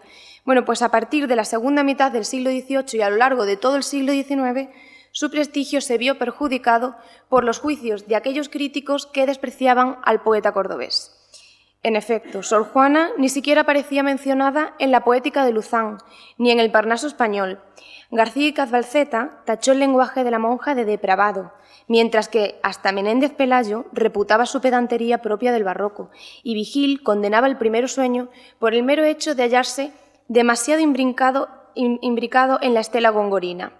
Y aunque el siglo XIX no fue tan negativo ante la figura de la poeta novohispana, queda en la memoria la condena de Altamirano, quien conminó a dejar a la Fénix, y cito, quietecita en el fondo del sepulcro y entre el pergamino de sus libros, sin estudiarla más que para admirar de paso la rareza de sus talentos y para lamentar que hubiera nacido en los tiempos del culteranismo, de la Inquisición y de la teología escolástica. Fin de cita. Bueno, y hasta aquí esta rápida ojeada de los dos grandes obstáculos en los estudios sorjuanescos. Por un lado, la biografía, prácticamente dividida en dos tendencias, la geográfica del padre Calleja y la visión enriquecida con fantaseos impulsada sobre todo por Bocuse y seguida por críticos de gran talla, y la edición crítica, objeto de múltiples intentos que quedaron reducidos a meros proyectos. Por un lado, la saturación bibliográfica sobre una biografía que cuenta con escasos documentos acreditativos y, por otro, la ausencia de una edición crítica completa, salvo la de Méndez Plancarte y Salceda. Y para concluir, esa enfermedad contagiosa que parece recorrer casi todas las aproximaciones a la peripecia vital de Sor Juana hasta el siglo XIX no ha desaparecido todavía. Tal vez el denominador común que de la gran mayoría de los trabajos recientes sobre Sor Juana sea esa falsa sensación de redescubrimiento que se plantea en ellos. En la actualidad proliferan esos estudios que pretenden extraer y recuperar una figura emblemática a partir de Sor Juana. Y puesto que bajo ese resarcimiento campean fuertes intereses, la verdad es que la labor de la crítica actual implica hacer uso de una imaginación casi tan admirable como la de Bocuse, o aún más. Muchos trabajos se encuentran en esta coordenada ya tan manida. Otros, más honestos quizá con la producción de la 10ª musa, atienden a aspectos interesantes que han pasado de largo a críticos anteriores. Pero la cantidad de trabajos que aborda la vida y la obra de la 10ª musa desde diversas perspectivas es abrumadora, sobre todo a partir de la década de los 90, cuando la edición de Méndez Plancarte se convierte en la obra de referencia. La curiosidad por la vida de la Jerónima es tanta que incluso ha dado lugar a estudios especializados en genealogía, pero quizá la línea más concurrida sea la feminista, venero de numerosos trabajos de índole pragmática y también, por supuesto, la crítica colonialista que la ha cogido históricamente. Y dejando a un lado a estos trabajos críticos de corte más académico y especializado, la figura de Sor Juana ha vuelto a recibir una corriente crítica revitalizadora de las mayores fabulaciones de Bocuse y compañía. La recuperación de este tipo de hipótesis, carentes de sólidos argumentos, parte, en mi opinión, de una innegable tradición crítica, pero a su vez es fruto de los movimientos vigentes de distintos colectivos y es generadora no ya de nuevas fabulaciones, sino de una imagen novelesca de Sor Juana. Su imagen ha pasado a ficcionalizarse tanto y con tanta facilidad que me temo que algunos lectores conocerán más a la Fénix por las compilaciones en las que subyace una evidente motivación ideológica o por las novelas de Mónica Lavín que por su producción literaria. La nómina de autores que han tomado a Sor Juana para sus quehaceres literarios abarcan nombres muy conocidos. En varias novelas Sor Juana aparece como la protagonista. En otras, su imagen se utiliza como un mero pretexto para rescatar a otras figuras femeninas emblemáticas. Pero el dato más llamativo es que en un periodo de tan solo 3 años, de 2007 a 2010, el panorama literario mexicano acoge hasta 4 novelas que recrean la vida de la 10ª musa: La venganza de Sor Juana, El beso de la virreina, Yo la peor y Los indecibles pecados de Sor Juana. Bueno, el hecho de que se novelice a costa de la figura de la Fénix revela la atracción que sigue ejerciendo, pero en mi opinión es una perogrullada recordar que hacer literatura sobre la Fénix no es lo mismo que utilizar creativamente el personaje de Don Quijote. La imagen de Sor Juana se percibe cada vez más convertida y ajustada a unos cánones totalmente ajenos a su época. Tenemos que la escasez de documentos biográficos de la Jerónima, la potencia de una crítica que se antoja oportunista y la moda de pasar por el tamiz de la ficción a cualquier artista cuya vida resulta enigmática pero escasa en certezas documentales pueden provocar injustas consecuencias, sobre todo para quienes se sumergen con curiosidad y candidez en la obra de la 10ª musa. Eso es todo y muchísimas gracias.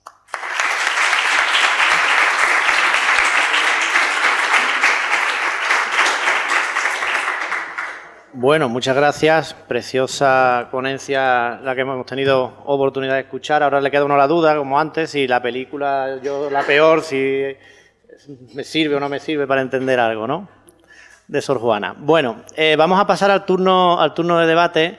Para hacerlo más eficaz y rápido, para que podamos terminar pronto, les invito a que hagan preguntas ponente por ponente, es decir, para no combinar temas y demás. Entonces, si quieren aprovechar para hacerle alguna pregunta a Lucía ahora, es el momento, y si no, le preguntaremos a otro ponente después.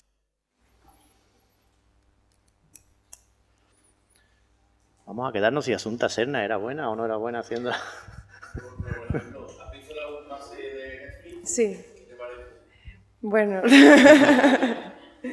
bueno, digamos que sigue una tendencia actualizadora, ¿no? Un poquito, con la relación con la condesa, pero bueno, la verdad es que el aspecto literario tampoco se atiende mucho al aspecto literario, es decir, se recitan versos, pero no es demasiado... Creo que está más orientado a la biografía, ¿no? Y a la relación que tenía ella con sus mecenas, por así decirlo. La Televisión Española hizo una ficción también sonora sobre Sor Juana, no sé si la conoce.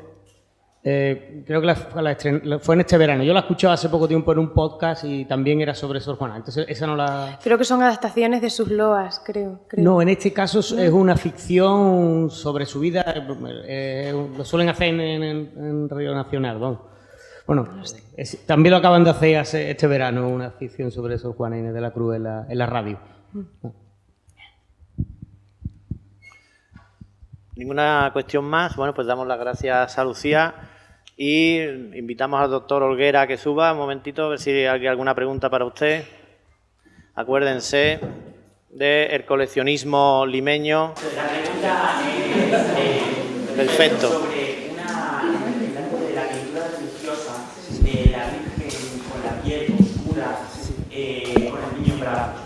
Si pudiese dar algún detalle más, y usted plantea la posibilidad de que se trate de la Virgen de Atocha, Sí. y si hubiese alguna posibilidad de que también pudiera ser, como mañana vamos a Guadalupe, pues pudiese tratarse de la Virgen de Guadalupe, o por qué no se trataría de ella en este caso, qué simbología tendría concretamente. ¿Pudiese concretar un poco más ese aspecto? No, solamente... Sí. Uma pergunta próxima. É uma imagem que você passou do menino Jesus deitado sobre uma cruz.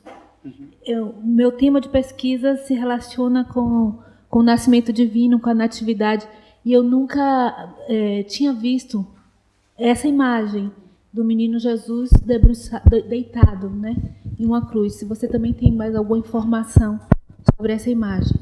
Vale. Sobre la imagen de la Virgen de Atocha, bueno, sería una imagen de la Virgen con el niño, es decir, una imagen amable, muy parecida a la Virgen de Belén que vimos, es decir, una imagen de la Virgen teniendo una relación materno-filial con su hijo, acercándosela, teniendo una composición amable, ¿no?, que era muy típica, por otro lado, sobre todo de la Piedad Ilustrada, que fomentaba ese tipo de imagen amable, que además era muy de perfil del Renacimiento, de las obras de Rafael, especialmente, que tuvieron una repercusión en Lima, a partir sobre todo del terremoto del 46, cuando se introduce una dinámica en la pintura limeña y en la arquitectura del buen gusto, la introducción de... progresivamente de la corriente del rococó y del neoclasicismo, ya conforme se acerca el final del siglo. Pienso que claro, la Virgen de Atocha es una Virgen con el rostro moreno, aparece en el inventario como Virgen de Atocha, además, porque aparece en el inventario como Virgen de Atocha, es decir, aparece con el rostro moreno, entonces, claro, fue muy típica del siglo XVII, sobre todo típicamente madrileña. Ahora lo que habría que intentar es dilucidar si esa pieza, porque es complicado, se encontraba en la colección anteriormente y pertenecía, por lo tanto, a algún integrante de la familia, y si el linaje se puede retrotraer hasta Madrid. Por lo tanto, podría ser una pieza, era muy típico, que las advocaciones locales se transportaran en los viajes transatlánticos, porque evidentemente eran viajes peligrosos y muchas veces además se tomaban como recuerdo de la tierra dejada atrás. Yo me he encontrado en algunos casos de coleccionistas que tenían padres sevillanos que tenían representaciones de la Virgen de los Reyes o representaciones del Cristo de Burgos, aquellos que venían del norte, venían incluso de la misma ciudad de Burgos. De tal forma que, claro, que es una hipótesis que pudiera ser, pues, de algún familiar, quizás, de la propia... o pertenecer a su marido, que también podría ser. Fue nombrado Grande de España, a posteriori, eso ya serían cuestiones que habría que ir matizando desde el punto de vista genealógico, sobre todo. Pero por eso me da a mí la sensación de que era más de Madrid que porque además si es de Guadalupe se dice... Incluso si es de España, en los inventarios aparece. Distinguen entre la Guadalupe de México, que le llaman la Guadalupana o la Guadalupe de México, y la de Extremadura. Lo distinguen en los inventarios. Entonces, en este sentido, al ser tan preciso a la hora de clarificar los temas, por parte del redactor, pues da la sensación de que es la de Madrid, claramente. Muy bien, muchas gracias. Dejamos una pregunta más para este ponente. Ruego concreción en la pregunta y en la respuesta. De Atocha, de que hay muchísimos barcos en la flota que se llaman Virgen de Atocha. ¿Sabes por casualidad hay alguna relación de que aquellos que llegaban a América en el nombre de dicho barco podían tener algún tipo de devoción hacia esa imagen debido a que le ha llevado a buen puerto? ¿Es un planteamiento? No lo desconozco totalmente. Claro. No he tratado, lo los inventarios de los barcos, lo que se tenía, no tengo yo noción, no lo sé con seguridad, vamos, no. Pero bueno, es otro motivo de reflexión interesante también. También me comentado sobre la iconografía, ¿verdad?, del Niño Jesús sobre la cruz. ¿Qué significa? Sí, esa imagen procede de Italia, procede de Guido Reni, especialmente, y es una imagen que sirve para profetizar la pasión de Cristo. Se usa la imagen del niño durmiendo sobre la cruz como forma de profetizar el sacrificio del Jesús adulto en la cruz. De tal forma que eran imágenes que utilizaban la figura infantil, que además era una figura con la que se podría el fiel además vincular mucho más emocionalmente, porque es una imagen de un niño recién nacido. También en esa época la mortalidad infantil era bastante alta, y se utilizaba pues se utilizaba especialmente como elemento devocional y reflexivo. La idea del niño, que además es consciente desde su infancia de que va a morir en la cruz. Es una prefiguración de la pasión de Cristo. Lo que pasa es que se usa la figura infantil para crear una sensación en el fiel mucho más fuerte desde el punto de vista devocional. Pues claro, al usar un niño era mucho más expresivo, mucho más emocional. Para mim é raríssimo. O nascimento, a natividade de Jesus representa mitologicamente o nascimento, a renovação, o recomeço. Sim. E toda a iconografia que eu tenho estudado, eu nunca tinha visto o Jesus pequeno sobre a cruz. Se usó mucho también por influencia de Italia, Murillo, Cornelio Schulz. Utilizaron mucho esa iconografía, y es siempre la misma: el niño durmiendo sobre la cruz, y a veces durmiendo incluso sobre una calavera, apoyando la cabeza en una calavera que hace influencia, se refiere al Gólgota, donde Cristo fue crucificado, y hace referencia también pues a los huesos de los primeros padres, de los pecadores originales, en este caso de Adán. Muy bien. Posso? Rápido. Eu não sei se há compreendido quando hablaste da Virgem, não acompanhei bem a discussão. É sobre a origem da Virgem, essa Virgem escura? Sim. De onde terá vindo? Porquê? Por ela ser escura, a sua tez é escura. Porque o Sérgio Gruzinski, não sei se conosco, um historiador francês, tem trabalhado Nossa Senhora da Guadalupe, do México, e que ha sido daqui. E és uma virgem mestiça. Sim. E na expansão ibérica temos muitas imagens da Virgem com tez e feições índias, chinas, sei lá, da América, africanas. É muito frequente e não sabemos de onde vieram.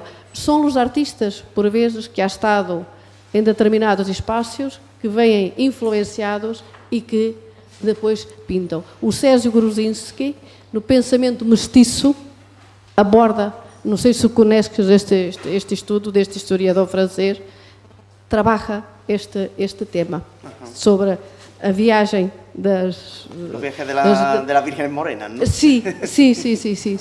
Muy bien, gracias. Gracias. Damos por favor, al doctorando Wang, que suba, por favor.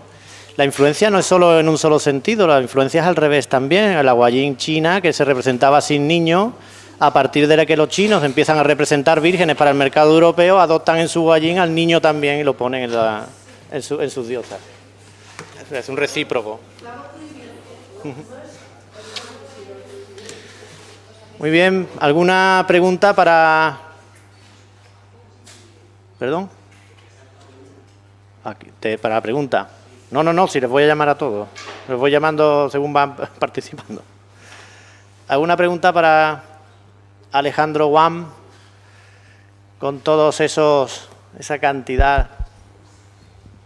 De cacharrito.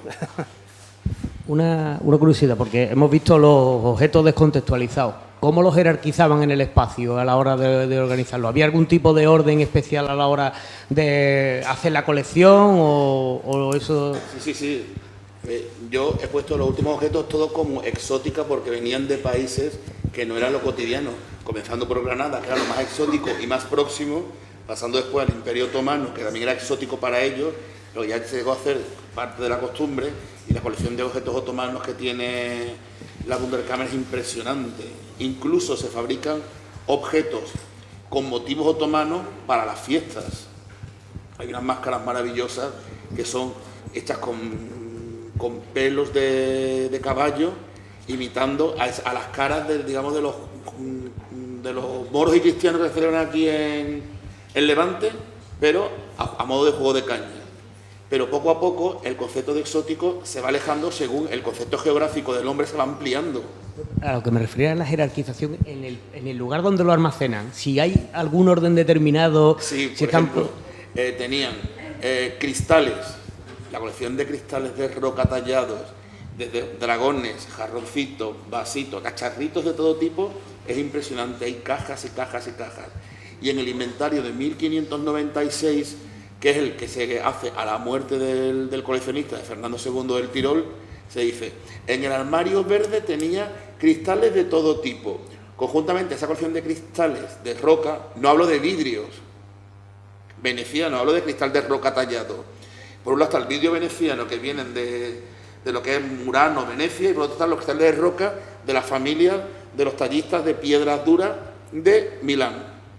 Entonces él iba conjuntamente con todas las piedras duras talladas en un mismo armario, y conjuntamente con los Handstein, que eran unas rocas salidas de las minas del Tirol, a las cuales se le ponían casitas en miniatura, una serie de cositas monas que gustaba mucho en la época, y yo no me llego a entender muy bien ese gusto, pero bueno.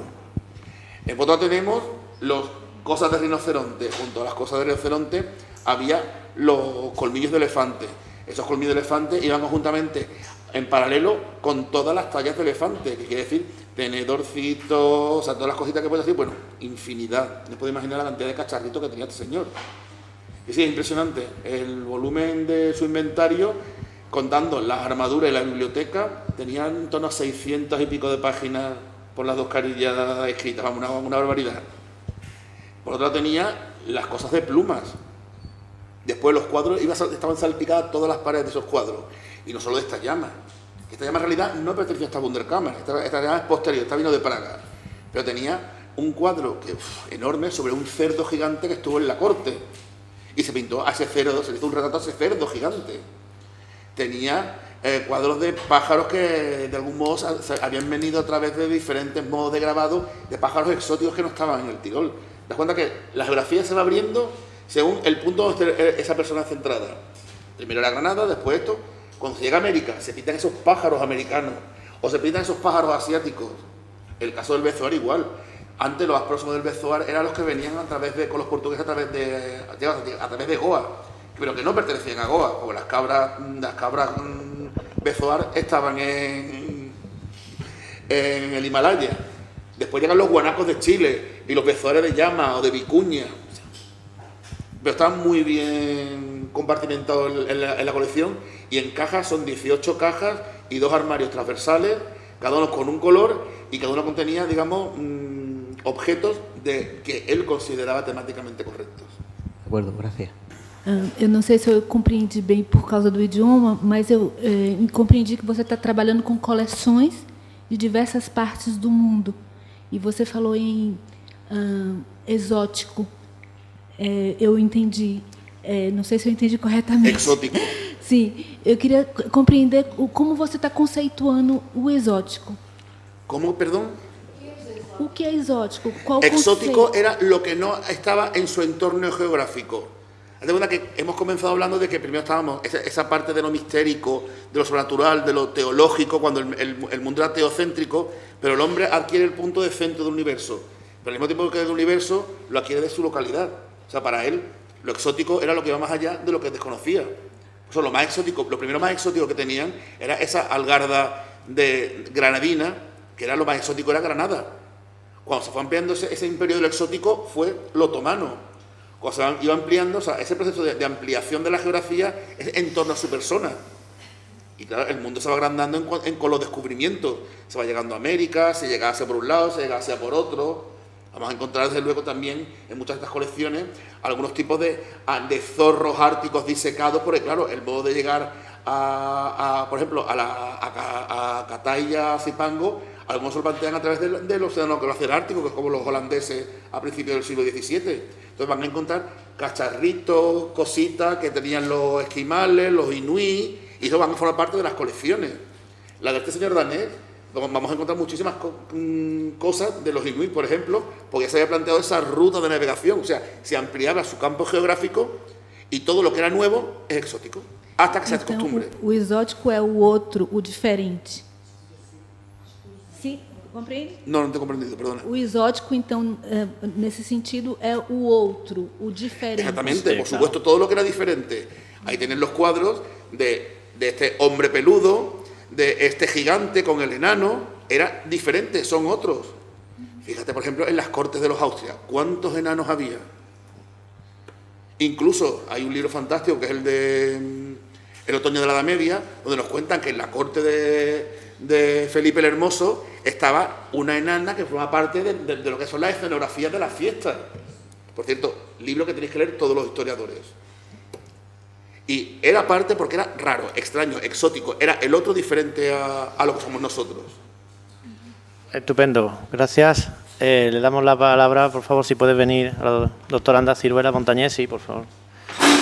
No solo yo creo lo exótico, sino también las cosas que daban suerte, la superstición, esos gustos duran hasta hoy, ¿no? Mismo Pablo Escobar tenía su zoológico también, ¿no? En su hacienda, de animales exóticos que llamaban.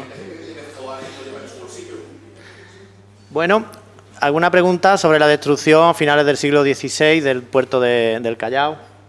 O de las catástrofes. O de las catástrofes en general. Acuérdense, maremotos, terremotos, tsunamis. Me pareció súper interesante la idea de la religiosidad ligado a los fenómenos naturales, ¿no? Con respecto, tengo una consulta allí. Quisiera saber si, además de las fuentes documentales, también has realizado otro tipo de fuentes de pronto orales. Pero todavía no termino. Lo que pasa es que me llama mucho la atención esto porque resulta que vengo trabajando un pueblo indígena de Perú, te comentaba en el almuerzo, digamos justamente el terremoto de 1746, sí, que se dio justamente en el Callao. También se tiende a relacionar mucho este terremoto con la rebelión de Juan Santos Atahualpa. Entonces, y justamente se tiende a relacionar mucho ello. Incluso se menciona que algo de lo que mermó un poco a los españoles en ese entonces era porque era considerado así como un castigo divino, ¿no?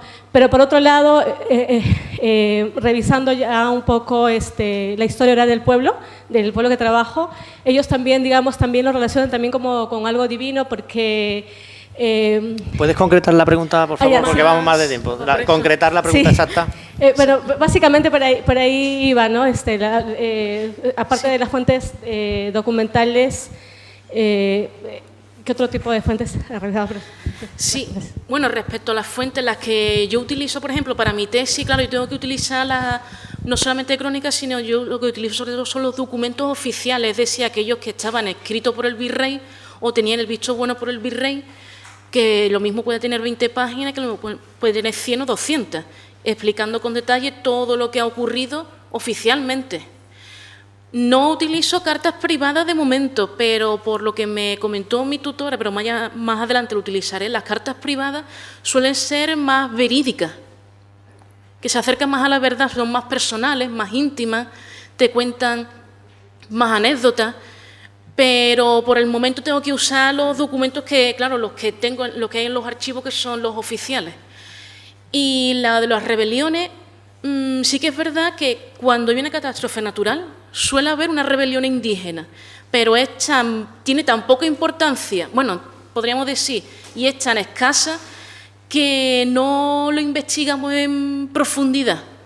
porque a lo mejor puede durar un día, 2 días, lo que es los españoles al momento aplacan esa furia o esa ira que es de los indígenas, pero normalmente suele ser un grupo muy, muy reducido. ¿Alguna pregunta más? Pasamos a las últimas preguntas del último ponente. Nada más. Yo revisaría también los testamentos de pocos días después del terremoto, porque también dejan mucha información en este tipo de cosas, porque están asustados y dicen la razón de por qué están asustados y qué es lo que les ha pasado incluso, y las cosas que dejan y por qué tan rápido. Bueno, pues damos entonces paso, por favor, al Miguel López Franco. Háganle preguntas a su compañero. Está deseando lucirse de todo aquello que no ha podido decir por la falta de tiempo. Películas sobre la matanza de Tlatelolco. ¿Las han visto ustedes, las películas? Véanlas. No vean solamente Games of Thrones y esas cosas. La última película que ha puesto es del 2013, la que ya por curiosidad, tiene mucha pinta. Tuvo buena taquilla porque es que tiene pinta de película de número 1 en el fin de semana. La verdad que tiene toda la pinta. Respecto a la taquilla, la verdad es que no lo he consultado, pero en cuanto a críticas, si te interesa, tuvo bastante malas críticas. Porque es una película que, sinceramente, para esta historia de amor que te cuenta, te puede ser una película comercial de cualquier tarde. No tiene ese fin de contarte qué pasó en Tlatelolco, sino lo que pasó con ellos. Que películas de este tipo son las que revientan normalmente la taquilla, vamos. Pues hay muchos ejemplos, no. La verdad es que no lo sé. Por ejemplo, en Rojo Amanecer, que sí están los números publicados, porque es una película que es mítica realmente, tuvo bastante buen éxito y fue muy rentable, porque con poco dinero sacó muchísimo. En cambio de esta, no sé, supongo que sería rentable porque es una película que llama la atención, pero, por ejemplo, en el aspecto de las críticas tiene muy malas críticas. As suas fontes são apenas as películas ou você também toma como fontes documentos, outros documentos? Vi las películas y también tomé muchas críticas de que habían realizado expertos en cine de México y de fuera de México. A crítica às películas, sí, mas não documentos relacionados com o evento em si. Con el evento algún artículo académico, pero nada más, porque el foco no es tanto el evento, sino cómo se ha tratado el evento. Porque sobre el evento hay miles de ponencias, algún libro que otro hay, artículos hay muchísimos en internet, pero realmente sobre el tratamiento de las películas, sobre todo que le ha dado el film a este suceso, hay muy poco. ¿Sí? Vale, pues me gustaría contestar a la última pregunta y complementar la respuesta de mi colega y coproductor de esta ponencia. Me gustaría decir que más que el evento en sí, lo que se trata aquí es de, a través del cine, evaluar un trastorno postraumático colectivo. Es decir, hoy llega y se saca a Franco de la tumba, ¿no? ¿Y ha pasado cuántos años? ¿Cuántos? 34 años. O 44 años, sí, da igual. 44 años. Ha tenido que pasar 44 años para que el pueblo español esté viendo en directo cómo se saca al dictador, un dictador que duró aquí 40 años, de la tumba, y nos lo tomamos además de forma frívola, ¿verdad? Eso es lo que pasa en las películas. Lo que pasa en las películas es que vemos desde El Grito hasta Tlatelolco, la última película, que es una película comercial, liviana, juvenil, para gente que no tiene muchas inquietudes en la vida. ¿Y cómo se trata? De forma cruda, de forma mesurada, luego de forma, digamos, autogestionada y expositiva, y cómo la colectividad mexicana, cómo la sociedad mexicana va asimilando, gestionando esas distorsiones cognitivas que le habían hecho vivir. O sea, es decir, es un evento traumático y cómo a través del cine, no el evento en sí, sino a través del cine y de su proceso diacrónico, se va exponiendo ante la sociedad. Y eso es muy interesante de ver. Yo os recomiendo que veáis de forma, como hemos visto Miguel y yo, las películas, porque realmente es muy crudo desde el principio, y al final, cuando ves el último file, es realmente algo incluso insultante. Cómo pasamos desde una película sin banda sonora, en la que el pueblo es la banda sonora, son los efectos FX, y cómo la última película se centra en una historia de amor que es hasta cursi, dejando el evento en sí en un segundo plano. Y concreta la respuesta, por favor, porque nos vamos ya. Sí. La respuesta es esa. Yo te recomiendo que la veas. Y en fin, y lo recomiendo a todos. Además, que la vean de la misma forma que la hemos visto, de la misma secuencia, o de la misma forma secuencial que nosotros. Vale, dejamos paso a una última pregunta que queda acá y mientras tanto contesto, porque hay películas que no solamente son taquilleras si lo son o no lo son, sino si nos dejan serlo. Yo me acuerdo todavía que el obispo de Michoacán no me dejó a mí ver en Michoacán la película del crimen del Padre Amaro. Se censuró porque el obispo lo dijo directamente en México y no estábamos en tiempos de dictadura ni nada de eso. Entonces, me cuesta trabajo muchas veces entender la película si no me la metes dentro de alguna escuela, algún grupo de películas, tendencias cinematográficos, para de algún modo aproximarme a ella. Pero si tú me hablas del ladrón de bicicleta, pues sabemos que está cerca del neorrealismo, entonces ya me creas un vínculo y una generalización de cómo puede ser la película. Entonces, está de menos eso, sobre todo para aquellos que las hemos visto una o ninguna. Te voy a decir cronológicamente para situarlas más o menos en la escuela que pueden estar. El Grito, de los años 80, se situaría en todas aquellas películas que se realizan, por ejemplo, en Francia, del estilo de Godard, de la Chinoise, etcétera. Es decir, nos está mostrando un proceso, pero sobre todo es el cómo te lo están contando. La Nouvelle Vague, exacto. Mientras que, por ejemplo, por seguir con este orden, Rojo Amanecer no es tanto seguir una tendencia, sino como romper con la tendencia. Ese cine de fichera es el cine oficial, un cine oficialista que nos cuenta que el país va muy bien y no es otra cosa que cine crítico, y para ello usa las armas de la ficción para contarnos con poco presupuesto lo que realmente pasó y cómo puede afectar. Es decir, no es tanto el seguir una corriente como el romper con una corriente nacional. Respecto al documental de Discovery Channel, es como un documental normal, usual, ¿no?, que nos cuenta y nos informa de un suceso. Igual que la última película. De hecho, de ahí radica la crítica que hacemos, tanto positiva a Rojo Amanecer como negativa a Tlatelolco Verano del 88, que es de 2013. Tlatelolco, esta última, te la podría haber realizado un director americano, me refiero a de Estados Unidos, como te la puede realizar de cualquier país. Es decir, no se mete en el hecho, lo que quiere decir es solamente quiere vender, es puro espectáculo. Entonces no se dedica tanto a meterse en una escuela como a solamente hacer cine por vender y como un negocio. Muy bien, pues muchas gracias. Vamos a dar por concluida esta sesión y pediría un aplauso para los ponentes y para el público que ha estado...